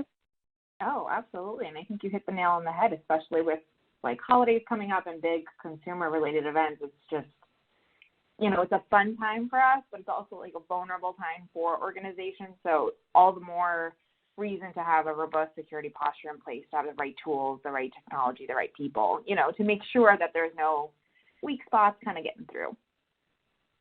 Yeah, such a good point. Well, Dina, again, I want to say thank you for a really interesting presentation and lots of great little, brain light up moments within that. I want to get into a few of the audience questions that we've got here. So are you ready to jump in? Yeah, let's do it. Okay. This one, I'm glad somebody asked this because I was hoping you'd have a chance to expand a little bit on it. You mentioned citizen development, and one of our audiences wondering if you can explain a little bit more, what are citizen developers? Yeah, of course. So citizen developers, I think, they've been around, but they formally have a title and a definition as of late with technologies that focus on low code and no code. So essentially, citizen developers are business users with little to no coding experience that build applications with IT approved technology, right? Like I mentioned, those platforms. And I think I read somewhere a while back, I think it was like a Gartner report, that 61% of organizations either plan to have active citizen development initiatives or are looking forward to, just as they're embracing digital transformation. They need more applications, so why not spread the love amongst folks not in IT. Hey, we could all use a little bit more love and goodwill in our lives, so that's a great point. Okay, now this is another good question. You had given us a couple different definitions for XDR, and you also gave us a little bit of some of the key uniques for Rapid7, which I appreciate because that was also you pre-answered one of our questions. How do you define? How does Rapid7 define XDR, and why do you define it that way? Yeah, of course. So when I think of XDR, or actually let me start with the Rapid7 point of view, the way we define XDR is that an XDR solution should unify and transform relevant data across the modern environment, like we talked about in the session, to detect attacks and provide teams with high context, actionable insights to stop these threats quickly. In my specific view of the world, the beauty of XDR is that it helps close these gaps with security teams, right? It's not, even though it's common to hear that it's an evolution of endpoint detection and response, I think the beauty of an XDR solution, a true XDR solution, is the native defense in depth, right? Not just pulling in endpoint detection, but pulling in elements from the cloud, elements from the network, elements from, all different types of other measurements, including users, to pull in all that data into one and then provide the actionable insight, like I mentioned, so these teams can make data-driven decisions. Okay. Now we have a question here from Bradford wondering about the integrations with that are going to work with Rapid7 XDR. The examples he gives are going to be forensic tools, applications, SIMs.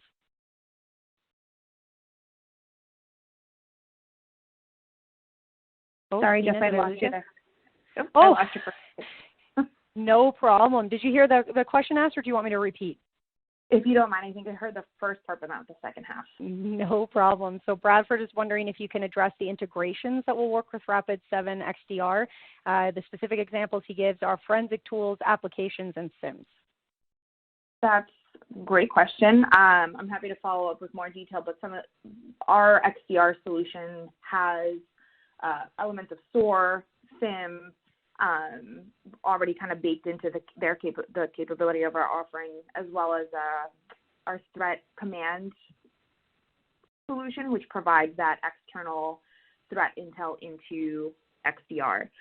In terms of an integration from other resources, we integrate with GuardDuty, so there's a lot of workflows and response playbooks that are available, especially when focused around the cloud, and many other integrational elements to that. Awesome. Not sure if that answered your question directly, but happy to follow up. Yeah, and please do send in any clarifications to any of the questions we're asking. If you have follow-ups, either we'll get to them live, or we will make sure that the Rapid7 team does get to see those. Dina, can you talk to us? A lot of the folks out here today are dealing with rapid growth or even just scalability. Right now we're hearing about a lot of companies scaling up, scaling down. So as an organization grows, we have an audience member here wondering, how does XDR ensure that they're going to be able to detect and respond to threats if their own internal systems, if they're constantly growing and changing, is it going to adapt and work with them?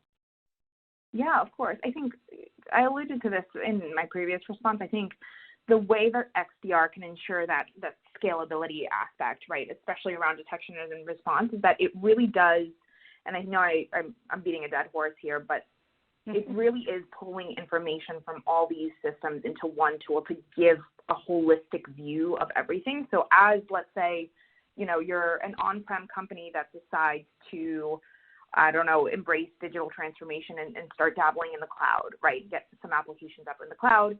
You're scaling your environment. So XDR will provide that visibility even when you kind of bring cloud into the fold, right? So as you're building new entry points, as you're developing applications, as you're expanding your environment, XDR, or especially at Rapid7 XDR, really provides that visibility to ensure that you're proactive, you're monitoring everything, you're seeing exactly what you need to see, and you can kind of rest assured that you can move along with threats.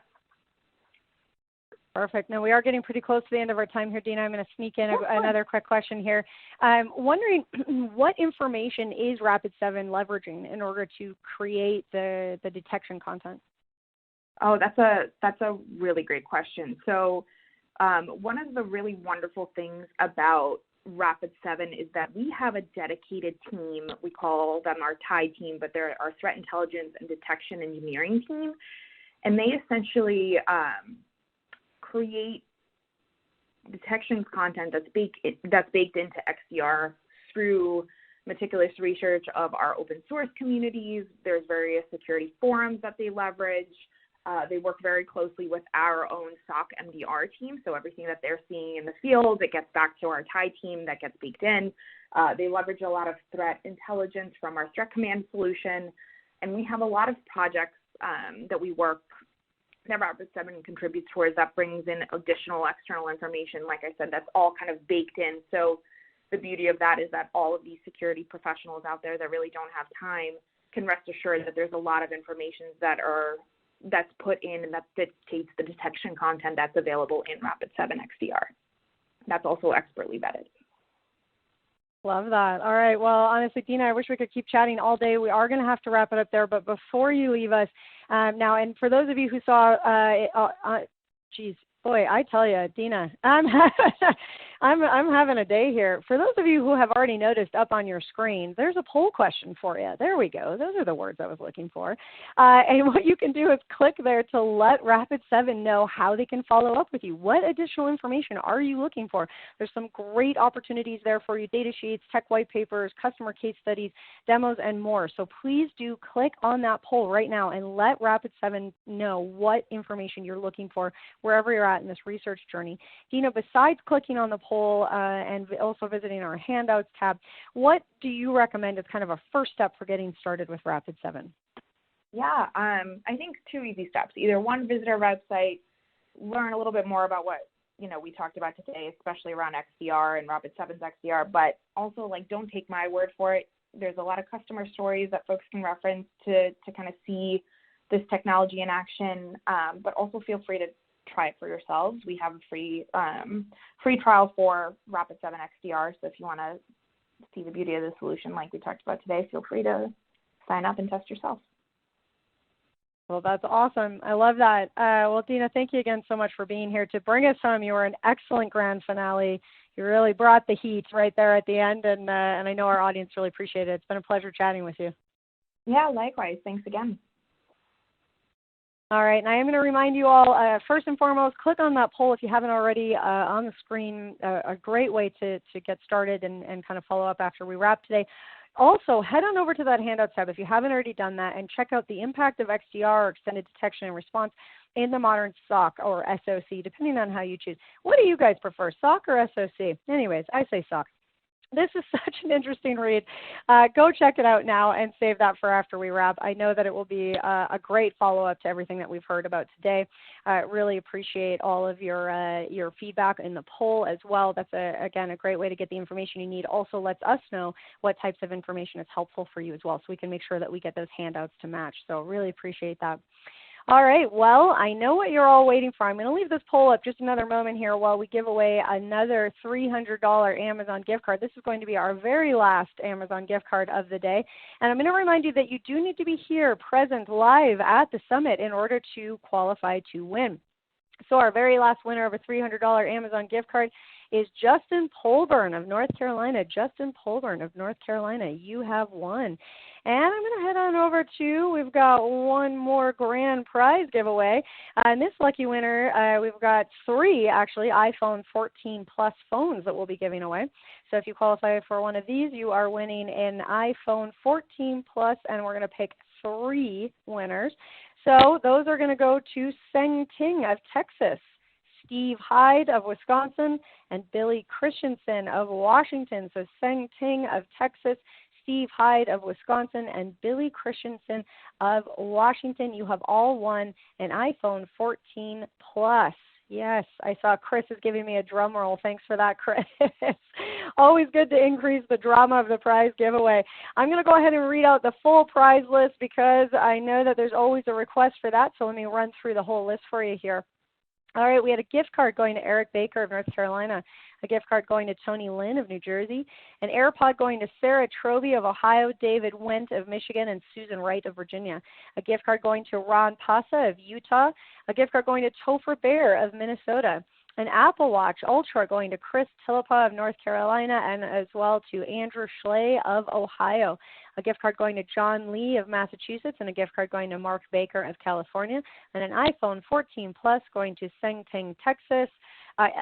Seng Ting of Texas, Steve Hyde of Wisconsin, and Billy Christensen of Washington. And then our very last gift card going to Justin Polburn of North Carolina. So congratulations to all of our winners. Again, we'll follow up with all of you after we wrap up today. I do also want to remind you all that if you ask a question during our session today, you are qualified to enter for that $50 Best Question card. We review all the questions asked and check out all the questions at the end so that we make sure that we can find that best question. And believe me, it's going to be a tough one this time because there was a lot of great questions, and I very much appreciate all of you, again, engaging with the polls, engaging with those questions, and just kind of sending some fun highs and hellos throughout the day today.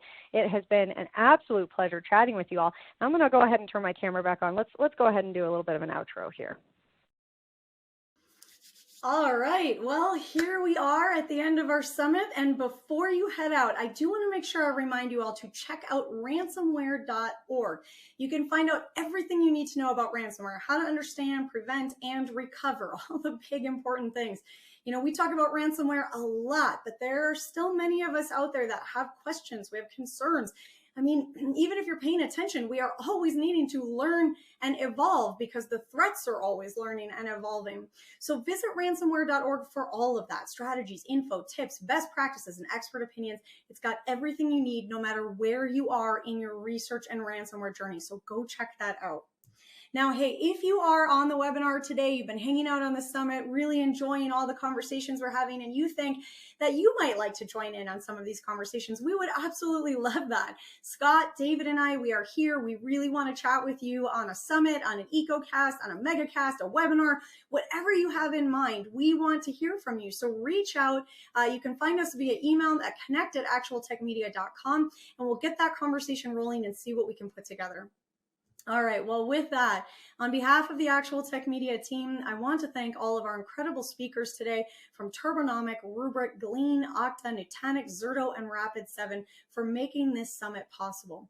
Now, I also want to extend a very special thank you to all of you for attending and most importantly for asking some great questions. You know, every time I get the chance to host a webinar, somebody always asks a question or maybe makes a point or suggests something that I hadn't thought of before, and it makes me kind of stop and pause and think about these ideas in a whole new way. And I absolutely love that. I think that's one of my favorite parts about being here with you guys week over week. So again, thank you so much for bringing that energy, for bringing that engagement, and most importantly, and best of all, for bringing your curiosity with you to these discussions. I hope that you've all learned something, maybe some interesting and helpful tips today on how to up-level your business outcomes. I hope that you're feeling fired up and excited as we approach the end of 2022. Oh my gosh, and get pumped up for this new year, which is rapidly approaching. I haven't put up the Christmas decorations yet, so I'm digging in my heels a little bit, but it's coming. Now, before you take off today, I do want to make sure that you mark your calendar. Speaking of calendars and coming fast, come back and join us again on Tuesday, November 29th for an EcoCast on supporting, improving, and securing finance, IT, and cloud environments. Now, we all know that FinTech is a hot topic and a hot target. So this is going to be a really interesting conversation. Come be a part of it with me. I hope to see you all again soon. And until then, I hope you all have an absolutely beautiful rest of your day.